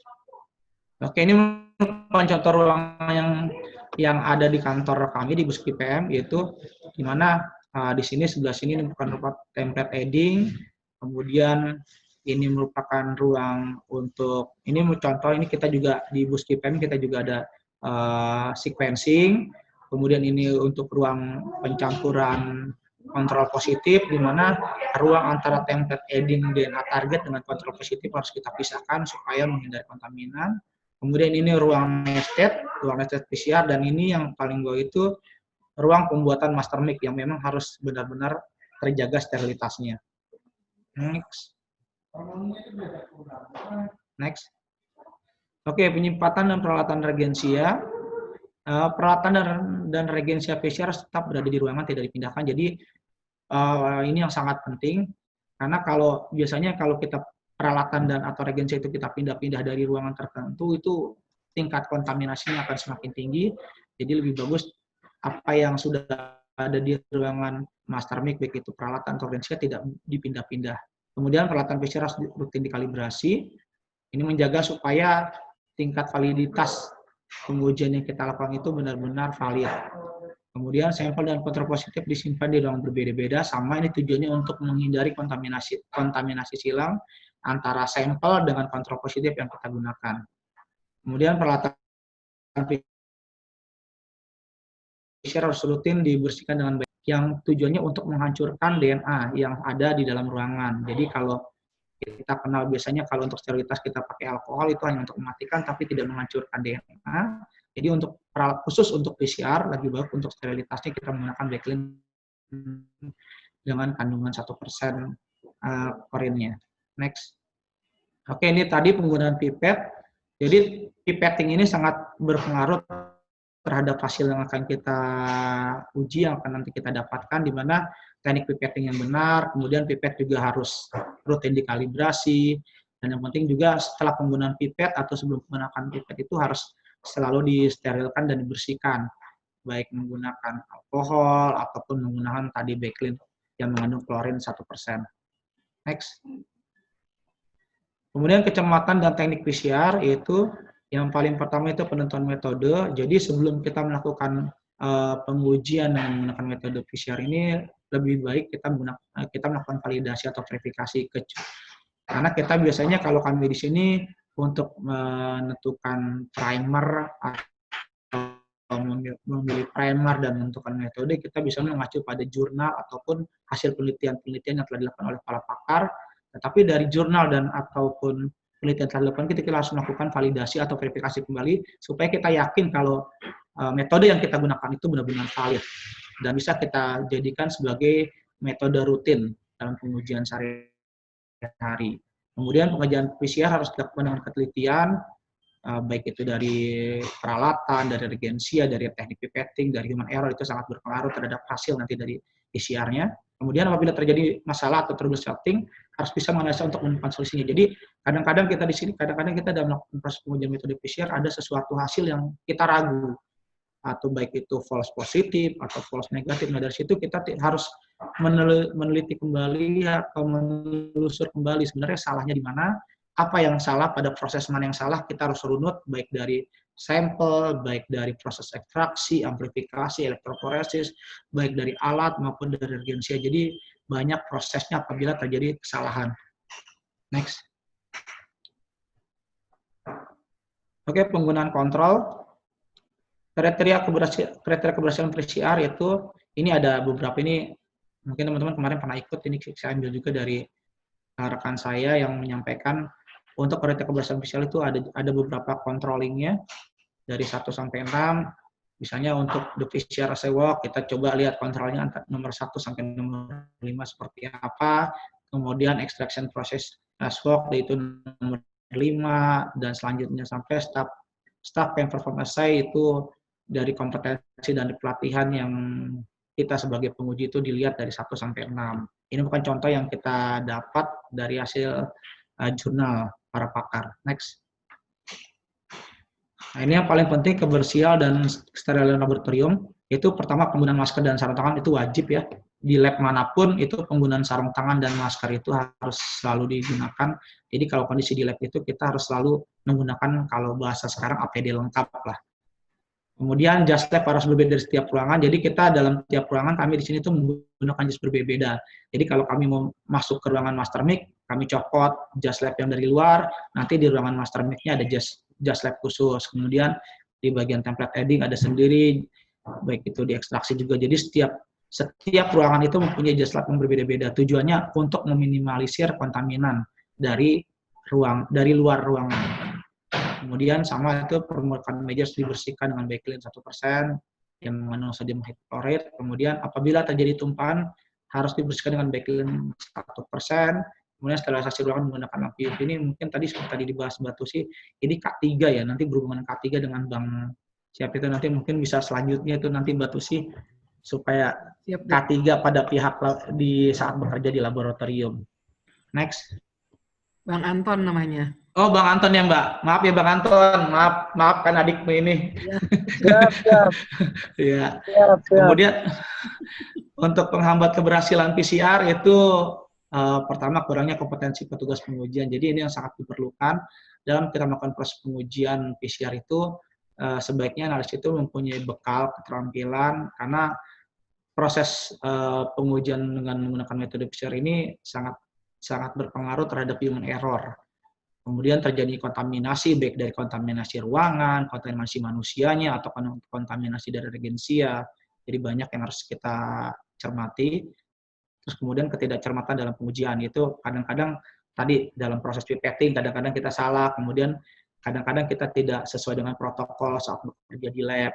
Nah, dari berbagai penghambat keberhasilan PCR ini, nanti hasilnya bisa tadi saya sebutkan terjadi false positif atau false negatif. Nah, apabila sudah seperti ini, kita harus runut kembali. Kita melakukan kesalahan pada saat proses mana dan pada tahap mana. Next. Ini yang harus perlu diperhatikan itu saat proses ekstraksi, yaitu bahan ekstraksi harus dialiquot. Jadi sebenarnya ini bukan hanya untuk metode PCR ya, tapi berbagai metode uji yang menggunakan reagen atau menggunakan media. Jadi sebaiknya kita tidak menggunakan stock solution atau stok reagensia. Jadi reagensia yang kita punya itu harus kita aliquot, tujuannya supaya nanti setelah pas kita pakai work solution-nya ini ternyata ada kontaminasi, kita masih punya nih stock solution yang masih steril, yang belum terkontaminasi, itu tujuannya. Kemudian penyimpan retention sample. Retention sample ini bertujuan siapa tahu suatu saat setelah kita uji ternyata hasil yang kita dapat itu positif. Nah, terus kita tidak yakin nih terhadap pengujian kita. Nah, inilah di sini fungsinya retention sample, kita bisa mengkonfirmasi kembali atau kita bisa mengirim sampel ke pihak lain untuk mencoba menguji kembali apakah hasil yang kita uji itu sama dengan hasil pengulangan atau yang hasil sampel yang kita kirim ke pihak lain. Kemudian belangko ekstraksi. Nah, belangko ekstraksi ini kita harus simpan jaga, baik itu biasanya kalau kami di sini nyimpan di freezer karena dia harus dalam kondisi beku, karena kita bermain dengan enzim. Enzim itu kan tidak bisa suhu panas ya, tidak harus suhu dingin untuk dia tetap terjaga enzimatisnya. Jadi biasanya kita nyimpan di freezer atau di freezer kalau yang punya. Next. Oke, untuk yang perlu dilakukan proses amplifikasi itu menggunakan kontrol seperti tadi saya sebutkan. Jadi dalam proses amplifikasi itu kita selain kita menguji DNA target atau DNA yang kita mau uji, kita juga harus menyertakan kontrol positif dan kontrol negatif yang tujuannya untuk membandingkan apakah saat kita melakukan pengujian hasil yang kita dapat itu benar-benar valid. Kita bandingkan dengan kontrol positif dan kontrol negatifnya. Kemudian saat yang pada proses elektroforesis itu bahannya harus aman, kemudian marker atau DNA ladder disimpan di suhu ruang sebelum digunakan. Next. Oke, kesimpulan untuk keberhasilan proses ini kita ada beberapa yang harus kita cermati, itu proses ekstraksi, alat PCR bekerja dengan baik dan petugas yang kompeten, kemudian ada lagi tingkat sterilitas ruangan dan alat bahan yang kita gunakan.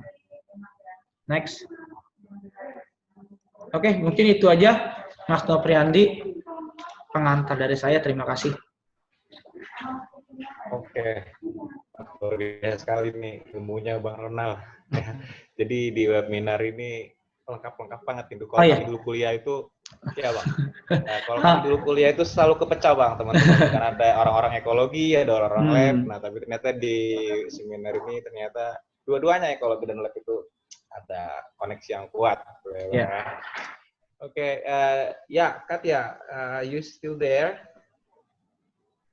Yeah. Yeah, happy to know it. Okay, so kita akan masuk.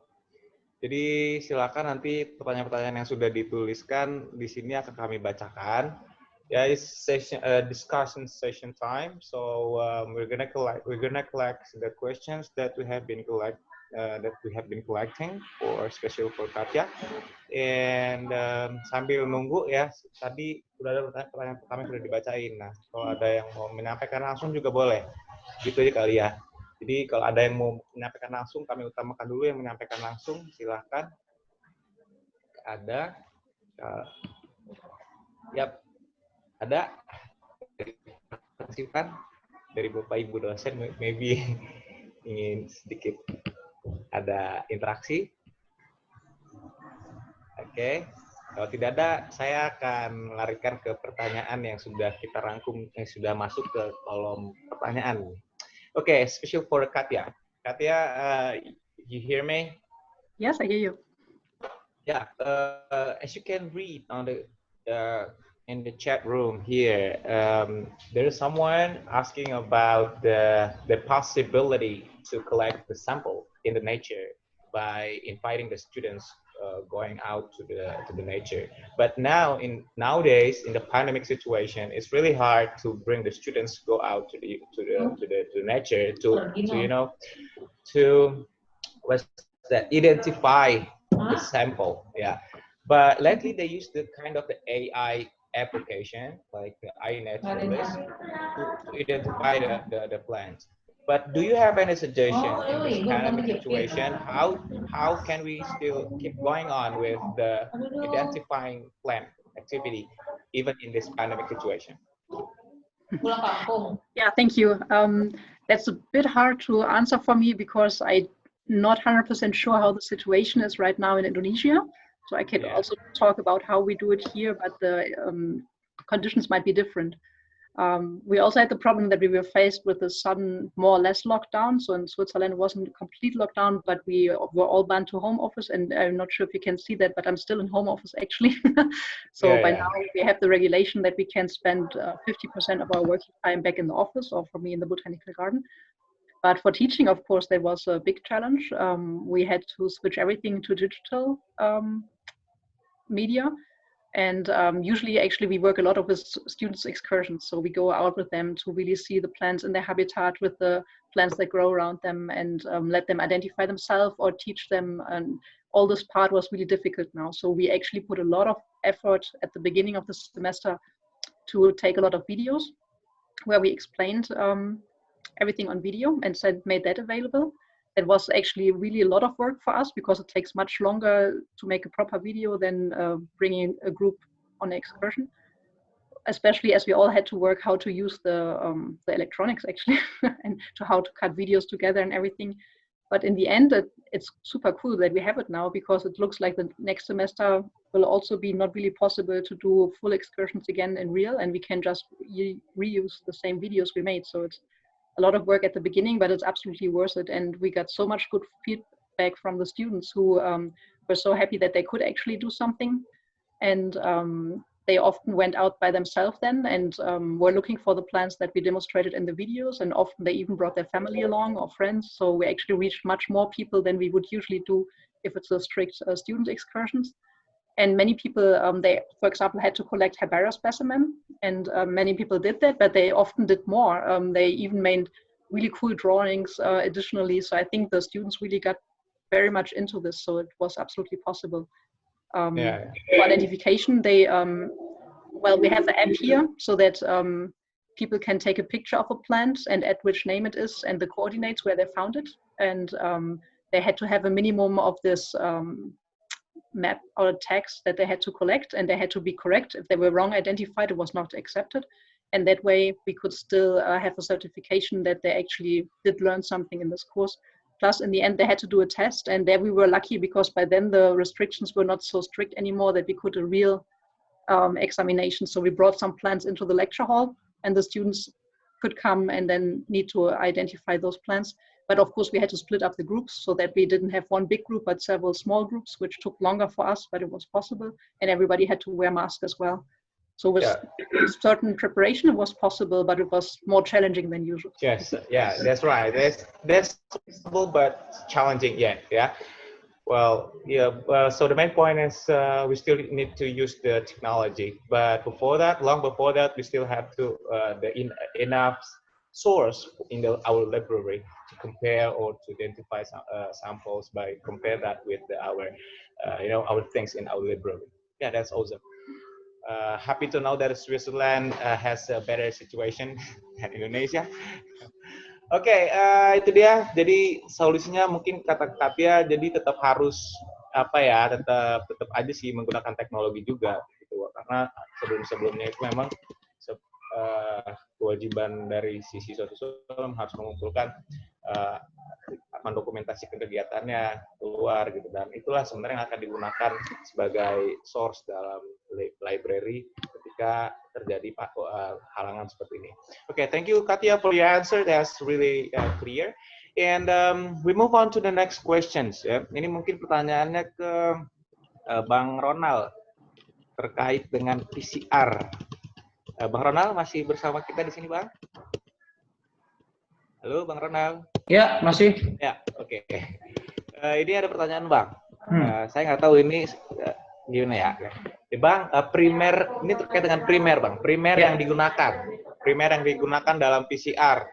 Berarti sesuai dengan penyakit yang diduga ya, Bang, gitu maksudnya. Dan berapa lama hasil itu diperoleh ketika menggunakan conventional PCR?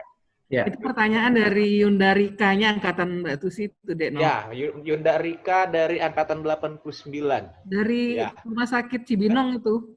Oh, Rumah Sakit Cibinong. Oh, ya. Mbak Rika dari terima kasih Cibinong. Mbak Rika pertanyaannya. Ya. Halo Mbak Rika, saya dari Depok Mbak Rika, jadi kapan-kapan kita bisa ketemu nih Mbak Rika. Ya. Baru sekarang saya di Depok Mbak Rika. Jadi gini, jadi gini Mbak Rika, jadi untuk pemilihan primer, jadi ada beberapa yang harus diperhatikan. Pertama, kalau kita ingin langsung mendeteksi secara spesifik terhadap target yang kita mau uji, baik itu penyakit ataupun target DNA yang akan kita mau uji, itu memang kita lebih bagus menggunakan primer yang spesifik. Tapi kalau kita hanya sekedar misalnya untuk men-screening dulu, kalau kayak kami di sini di penyakit ikan, misalnya kami mau men-screening dari satu sampel ikan yang dilihat dari gejala patologisnya ternyata mengarah ke beberapa jenis virus atau bakteri. Nah, biasanya kita di situ menggunakan primer universal terlebih dahulu, itu yang 16S. Nah, setelah itu kalau kita sudah yakin, baru kita bisa menggunakan primer spesifik. Jadi untuk tingkat spesifik itu tergantung, tapi lebih bagus kalau kita memang langsung ingin mendeteksi secara cepat, tepat terhadap penyakit target yang kita mau deteksi, itu menggunakan primer spesifik. Nah, untuk masalah waktu, jadi untuk proses PCR konvensional itu kita dari proses ekstraksi. Proses ekstraksi itu secara kalau kita menggunakan manual itu sekitar 1 jam. Kemudian untuk proses amplifikasi itu bervariasi tergantung dari profil yang kita gunakan dalam mesin thermal cycle. Tapi rata-rata paling sejauh kami lakukan di sini paling lama itu sekitar 2 jam. Sekitar 2 jam, tambah ekstraksi sejam, itu 3 jam. Kemudian dalam proses elektroforesis itu paling lama itu dari mulai running gel sampai pembacaan itu sekitar 45 menit. Jadi untuk PCR konvensional sebenarnya 1 hari kita lakukan pengujian apabila dilakukan secara simultan itu bisa Mbak Rika. Tapi kalau hanya kita menggunakan dengan PCR real time, dengan mesin real time itu jauh lebih memangkas masalah waktu. Jadi kalau tadi perbandingannya untuk PCR konvensional sekitar 4-5 jam, dengan real time PCR kita bisa memangkas 50%-nya. Jadi sekitar 2-3 jam kita sudah bisa mendapatkan hasil. Mungkin itu, Mas Nofri. Oke, terima kasih banyak Bang Ronald. Saya jadi ingat kuliah Pak Sumardi. Pak Mardi. Ya, jadi gitu Mbak Rika. Jadi mudah-mudahan itu tersampaikan informasinya sampai ke Mbak Rika. Boleh. Silakan Mbak Rika kalau ada yang mau diinteraksikan. Kalau saya kan sekarang kayak di rumah sakit mengerjakan PCR itu untuk COVID ya. Iya, Mbak. Itu menggunakan alat real PCR. Kayaknya butuh 45 menit kan ya Mas, ya Bang ya? Iya Mbak. Maksudnya kita untuk COVID-nya menggunakan real time atau menggunakan PCR konven, Mbak? Real time. Oh, kalau real time jauh lebih cepat, Mbak. Kan hanya butuh 45 menit untuk mengerjakan satu sampel lah ya. Siap. Nah, jadi tadi saya bertanya, kalau konvensional tuh berarti kurang lebih 1 hari atau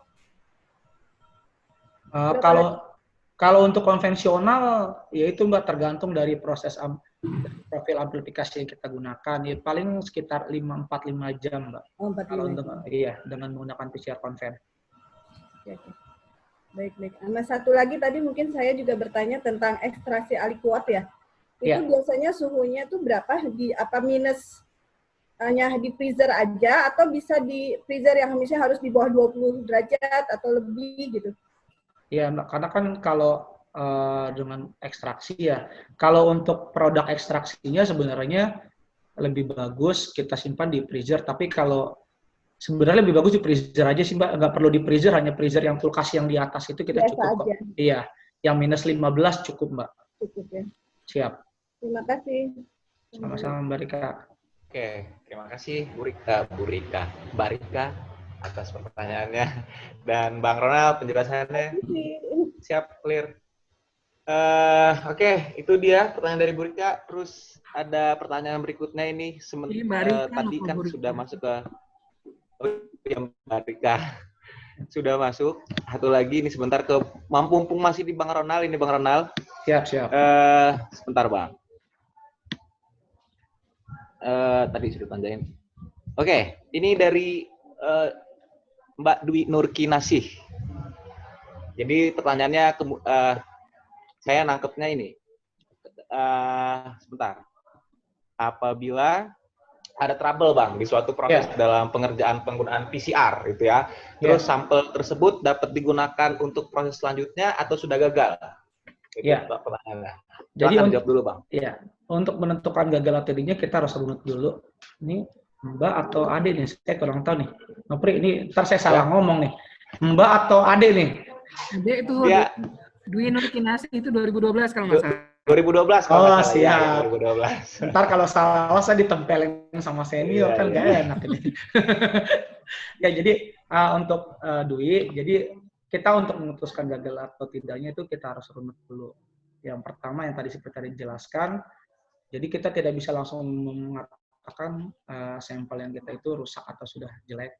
Jadi kita harus runut dulu. Kalau kita mendapatkan hasil yang false negatif atau false positif, kita runut dulu. Pertama, kalau kami di sini biasanya yang langsung kita runut dari proses ekstraksi. Dari hasil ekstraksi yang kita lakukan itu ada kontaminasi atau enggak. Kemudian setelah kita dari hasil ekstraksi tidak ada, kita runut lagi nih dari regensia, atau bahan yang kita gunakan. Sebenarnya masih bagus atau enggak. Nanti untuk bahan atau reagensi yang kita gunakan itu bisa kita lihat saat proses amplifikasi dengan menggunakan kontrol negatif, baik itu menggunakan nucleus free water atau menggunakan sampel yang tidak berhubungan dengan DNA target. Itu ada muncul atau enggak bandnya. Kemudian setelah itu kita lihat lagi dari mesin. Dari mesinnya sebenarnya gimana? Mesin yang kita gunakan itu masih valid atau enggak? Itu gunanya tadi kalibrasi. Jadi untuk menentukan, jadi kita nggak bisa langsung buang itu sampel yang misalnya ternyata kita dapat hasil false negatif atau false positif. Jadi kita harus merunut dulu. Kita salahnya di mana? Apakah kita di human error kah, atau di bahan kah, atau di peralatan kah, atau di proses? Mungkin itu, Mas Tofri. Oke. Gimana Mbak Dwi? Clear ya? Oke. Oh iya, clear. Ya, alhamdulillah. Alhamdulillah, Mbak Dwi. Terima kasih. Oke. Iya, ini berasa masih muda banget saya pakai Mbak lagi.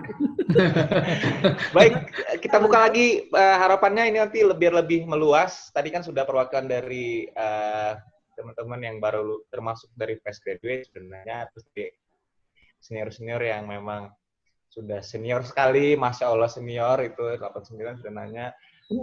Mungkin dari Bapak Ibu dosen, ada yang mau menimpali, mungkin dari Bu Yuli, tadi saya lihat ada Bu Yuli yang mungkin dulu ngajarin, atau Pak Sumardi yang mungkin, ya Pak Sumardi yang mungkin ada sedikit, ada interaksi lah Pak, mungkin ada tanggapan gitu. Silakan Pak.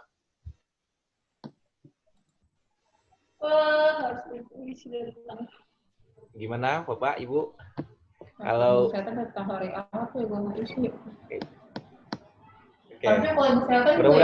mudah-mudahan suara saya tidak delay. Halo. Oh ya, silakan Pak Mardi, silakan Pak Mardi masuk. Kita dengar suaranya Pak. Ya, Silakan. terima kasih atas waktunya. Ini saya sengaja nunggu sampai sore dan terima kasih kepada semua peserta. Ini saya udah lama sekali nggak ketemu sama Rika ini. Saya 7 tahun saya di Bogor, tapi belum pernah ketemu. Jadi saya hanya ingin menambahkan memang. Oke Pak, nggak apa-apa. Kalau di situ PCR kan ya metode cepat itu loh. Tadi ada yang konvensional, ada yang cepat itu. Siap. Tapi kalau dalam dunia pendidikan itu bagusnya yang lambat. Siap. Mungkin jangan dianggap bahwa oh ini lambat kemudian jelek, itu enggak. Jadi seperti orang bikin nasi goreng itu loh. Saya ibaratkan kalau nasi goreng dalam dunia pendidikan kan harusnya satu-satu, ini bawang merahnya, bawang putihnya, terus cabenya, garamnya, ditakar satu-satu. Jadi memang lambat, tapi begitu ngerti nanti orang bisa bikin nasi goreng yang baik gitu. Kalau yang sekarang yang praktik kan memang yang pakai cara cepat itu, pakai apa namanya? Kalau untuk apa namanya PCR itu real time Pak, real time. Bukan yang real time, maksudnya yang isolasi DNA-nya itu loh. Oh iya Pak, pakai kit Pak, pakai kit itu loh. Siap. Kit ya, Pak. Memang kalau dalam dunia industri, dunia penelitian yang dilakukan seperti yang Ronald lakukan memang harusnya cepat karena sampel kan banyak. Seperti COVID itu kan juga sampel banyak. Siap. Jadi ada bukan berarti kalau ini pendidikan kok lama, ya emang harus begitu dalam dunia pendidikan. Yeah. Jadi seperti PCR, ada yang real time PCR ya cepat, ya memang sangat bagus lah cepat. Tapi kalau dalam dunia pendidikan ya yang lambat. Ya lambat itu makin satu-satu, kemudian ya lambat, tapi orang mengerti gitu loh. Ya, saya kira itu aja yang saya tambahkan. Ya, silakan kepada Nopri untuk melanjutkan. Baik Pak. Ya, terima kasih Pak.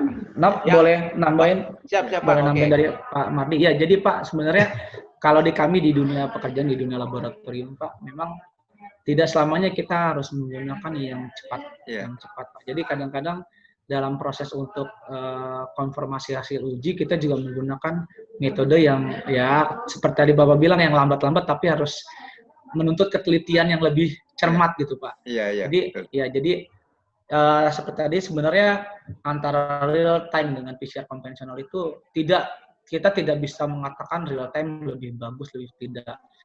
Karena untuk lab di luar negeri saja Pak, mereka masih melakukan gold standarnya itu dengan menggunakan PCR biasa, PCR konven. Jadi untuk real time itu biasanya hanya untuk konfirmasi hasil uji. Begitu juga dengan tadi yang seperti Bapak bilang itu pada saat proses ekstraksi, yang mungkin memang karena KB di sini berpacu dengan waktu ya Pak ya. Karena kan para pengguna jasa minta hasil itu harus dalam sekian jam harus sudah keluar hasil ujinya, apakah produknya itu layak untuk dikirim atau enggak. Jadi kita kalau di kami butuhkan waktu yang sangat cepat gitu Pak. Mungkin beda dengan adik-adik atau teman-teman yang di dunia pendidikan. Mungkin begitu Pak. Ya, terima kasih. Terima kasih Pak. Oke. Baik, terima kasih Bang. Ini tanggapannya dari Bang Ronald untuk menambahkan apa yang sudah Pak Mardi sampaikan. Jadi memang ternyata apa yang disampaikan saat kuliah tidak hanya sekedar teori ya, tapi memang berguna saat di dunia pekerjaan. Itu akhirnya kami menyadarinya juga Pak. Jadi informasi saja buat partisipan dan seluruh peserta webinar bahwa sesi pertanyaan ini akan kami batasi waktunya hingga pukul 16.45 sehingga kita masih punya waktu sekitar 10 menit lagi untuk melakukan tanya jawab. Jadi silakan jika ada pertanyaan untuk kedua pembicara bisa disampaikan secara langsung atau bisa disampaikan melalui kolom komentar. Untuk menghemat waktu, ketika saya bicara seperti ini, partisipan saya harap jika Anda memang ingin menyampaikan sesuatu tinggal unmute saja dan langsung bicara sehingga nanti saya bisa tahu. Tapi jika tidak ada yang bicara, saya akan menanyakan pertanyaan yang ada di kolom pertanyaan. Tadi Jensa sudah menanyakan ini, sambil menunggu ya Bapak Ibu. Tadi Jensa juga bertanya kepada Dr. Katia. Tapi sudah dijawab sama Dr. Katia secara tertulis di sini. Tapi mudah-mudahan nanti Katia bisa menceritakan lagi nih dengan lewat presentasi oralnya. Oke, Katia, Jensa has asked you a question, yeah? And then I saw that you have already answered the question, but I wish you can re-answer that directly in brief answer, so we could get the gist of your answer to Jensa. Jensa asked you about, hey doc, one question for me, what is the best experience when you are going out doing your research in the field work, and what's that? Which one are more, he means which one is the best experience, okay, about botanical garden or collect the herbarium specimens in the field? I know, so I hope you can answer the questions. Sure, yeah, thank you for that question.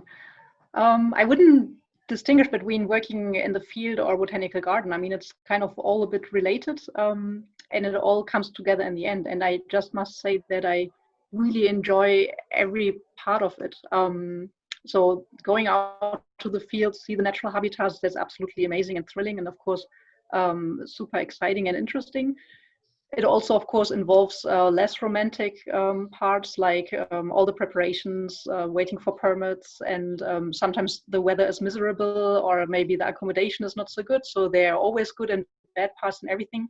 And now working in the garden, of course, is cool because I kind of have a lot of exciting landscape with more different natural habitats than in nature, actually, just all around me.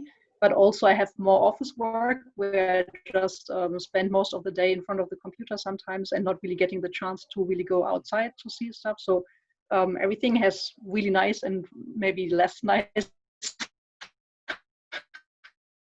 parts, but I really like the combination. Super exciting, and even if you're caught in the rain, sometimes it's fun if you have a good team with you, and sometimes it's not so much if you're all alone and you're getting cold and so. But did you have a laboratory in your garden? No, the possibility that you can do something like what Bang Ronald do when you want to conserve the plants, a sample, and then you try to do the PCR using the plant cell. I don't know, maybe.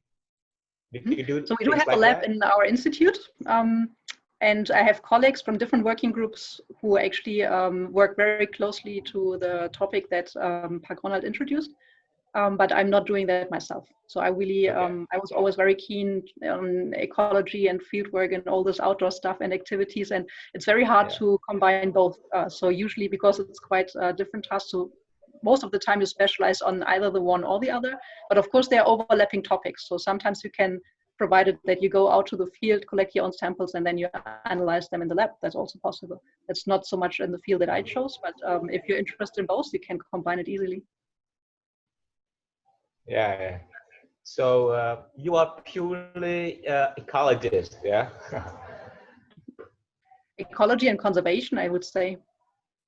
Yeah, ecologist, ecology and conservation. That's really common issue here, also in our university. And most of our lecturers who attend this webinar, they are ecologists and conservationists also. Ya, oke. So itu dia jawaban untuk pertanyaan Jensa tadi ya. Mudah-mudahan Jensa dapat intinya dari jawaban dari si Katya, sehingga menjadi obat hati juga ini ya kalau teman-teman yang ngambil ekologi ternyata bisa berkarir dan bisa jadi seorang biolog hebat juga gitu, meskipun sudah memilih jalan ninjanya sebagai seorang ekologis. Ya salah satu inspiratornya Pak Ratman, Pak Jamin ya, yang mendorong kami menjadi seorang yang pede dengan kemampuan ekologinya. Oke, silakan jika ada pertanyaan lagi. Kita masih buka pertanyaan. Untuk Bang Ronald masih bisa dibuka juga, dan untuk Dr. Katya juga bisa. Jalan ninja ya. Biar nggak ngantuk, Bang. Oke, jika ada pertanyaan lagi, kalau tidak ada pertanyaan maka akan diselip dengan pertanyaan yang sudah masuk ini. So, Katya again. Katya, someone is really curious about your statement when you said that you learn about something that makes a plant is rare. You know, you even learn what makes a plant becomes rare in the in the nature. So you learn about maybe the possibility of the component in the biomolecular or things like that. So what did you find? What makes a plant becomes rare or extinct, maybe? So it's unfinished work, so I can't tell you all the results yet because it's still ongoing, all the experiments. But what we are doing, it's not so much going into the molecular stuff. I mean, that would be super interesting as well. But again, we focus a bit more on the ecology. So I introduced the 2 experiments that we do, for example, herbivory preference experiments. So we have a set of common species and a set of rare species, and we put different kind of herbivores in them and just see if maybe the herbivores especially prefer the rare species, which might be a reason why they're so rare, because they're just super yummy and animals eat them also. Pollination, for example. So we have a lot of complicated pollination experiments to see if maybe those rare plants, they're maybe just not so attractive for pollinators, so that they're never pollinated, so they don't produce seeds. So that could be something. There are other experiments going on, but it's this kind of direction that we are trying to test, and we start learning a bit about it, but the data, so even the experiments are not finished and the analyses are not through yet, so I can't tell you for sure. Because someone here was thinking that it might have a correlation with the secondary metabolite of the plant, or what plant contains in it, and so it would attract something outside it to consume it or things like that. So yeah, just like you said. So I mean, your field work is has a strong connection with the biomolecular and what's that? How to know something in the plant. So you need to do the research about it, and you know the secondary metabolite of it, and be a super amazing research. So, and we're trying to test that a bit more in future. We have a new master study now in Bern, which is for pharmacy, and they came to us and asked if we can cooperate with them for a master thesis, and there we were exactly thinking about secondary metabolites or something that we could analyze from medicinal plants, but maybe with an ecological background. For example, if due to climate change the environment is getting drier or maybe warmer, or which impact does that have on the secondary metabolites, so that you can see maybe they're getting more useful as medicinal plants, or maybe less, maybe they use that. So which kind of ecological conditions actually does a medicinal plant need to be most effective or something. So that's a field we would like to investigate more in future. Okay, So amazing. Masya Allah ya. Oke, Katya dan pemirsa sekalian, Bapak Ibu sekalian, sebenarnya waktu kita sudah hampir habis. Sebenarnya saya ini sudah pertanyaan terakhir, tapi ini banyak yang nanya, nggak enak nanyanya lewat chat. Ternyata japri langsung ke saya, banyak banget pertanyaan, tapi satu ini yang sangat mendesak sekali. Izinkan saya untuk menyampaikan pertanyaan ini, takut kebawa mimpi orangnya. Again to Katya. Katya, there are lots and lots of questions come up to me, but I'm afraid that I cannot read all the questions to you because our time is restricted. But let me tell you the last questions, but I think that it's not the least. Yeah. So the questions for you, Katya, is there any possibility to have like a master program or doctoral program in the university, you know, in Switzerland regarding the secondary metabolite and ecology, and also the biomolecular, like these things, the subject that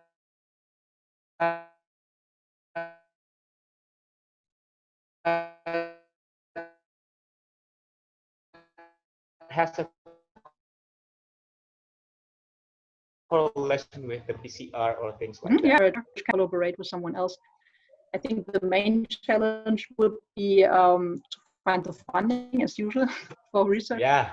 Because we don't have funds available for master or bachelor projects for international ones. So that means that students would have to find funding to come overseas, maybe live here. Switzerland is quite expensive, I must say. But of course, if there are fundings available where you could apply for. And the language, of course, would be English, as unfortunately nobody here is able to speak Indonesian, sorry. But that shouldn't be a challenge because later publications will probably be in English anyway, so that might even be a help to also write the thesis in English. But we have a very nice international group from all over the world, and yeah, it would be a pleasure, of course, to have students from Indonesia here doing their research. I just want to let you know that Lampung University has abundant high-quality students, you know. Great. But the problem is they don't have an opportunity. Yeah. So we wish from this nice occasion talking to you. So we're gonna open the more opportunity for our friends and colleagues here who want to continue their study to Switzerland or even in Germany and around the world. Yeah. Great. Oke, Katya, thank you so much. Bang Ronald, thank you. Terima kasih banyak, Bang Ronald. Sebenarnya masih banyak sekali pertanyaan yang mau disampaikan.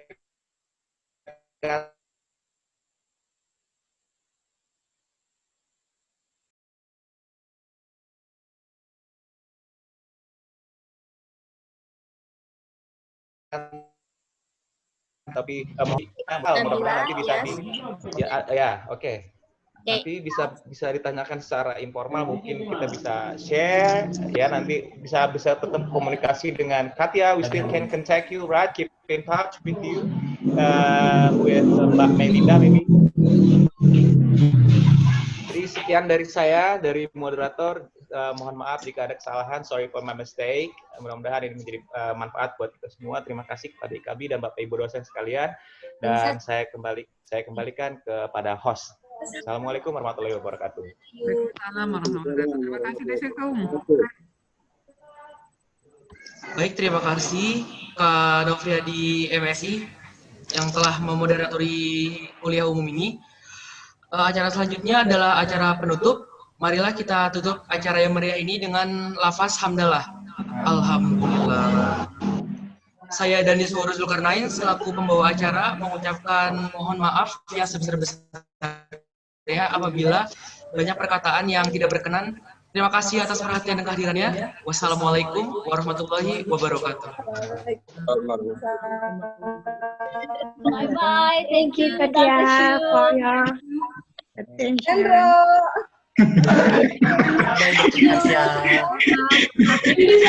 Mana? Telat. Udah ngomong. Ada Devi ya. Baru datang ya. 9 ini Devi. Baru nyangkol. Mana sih? Pak Ratman Anyong.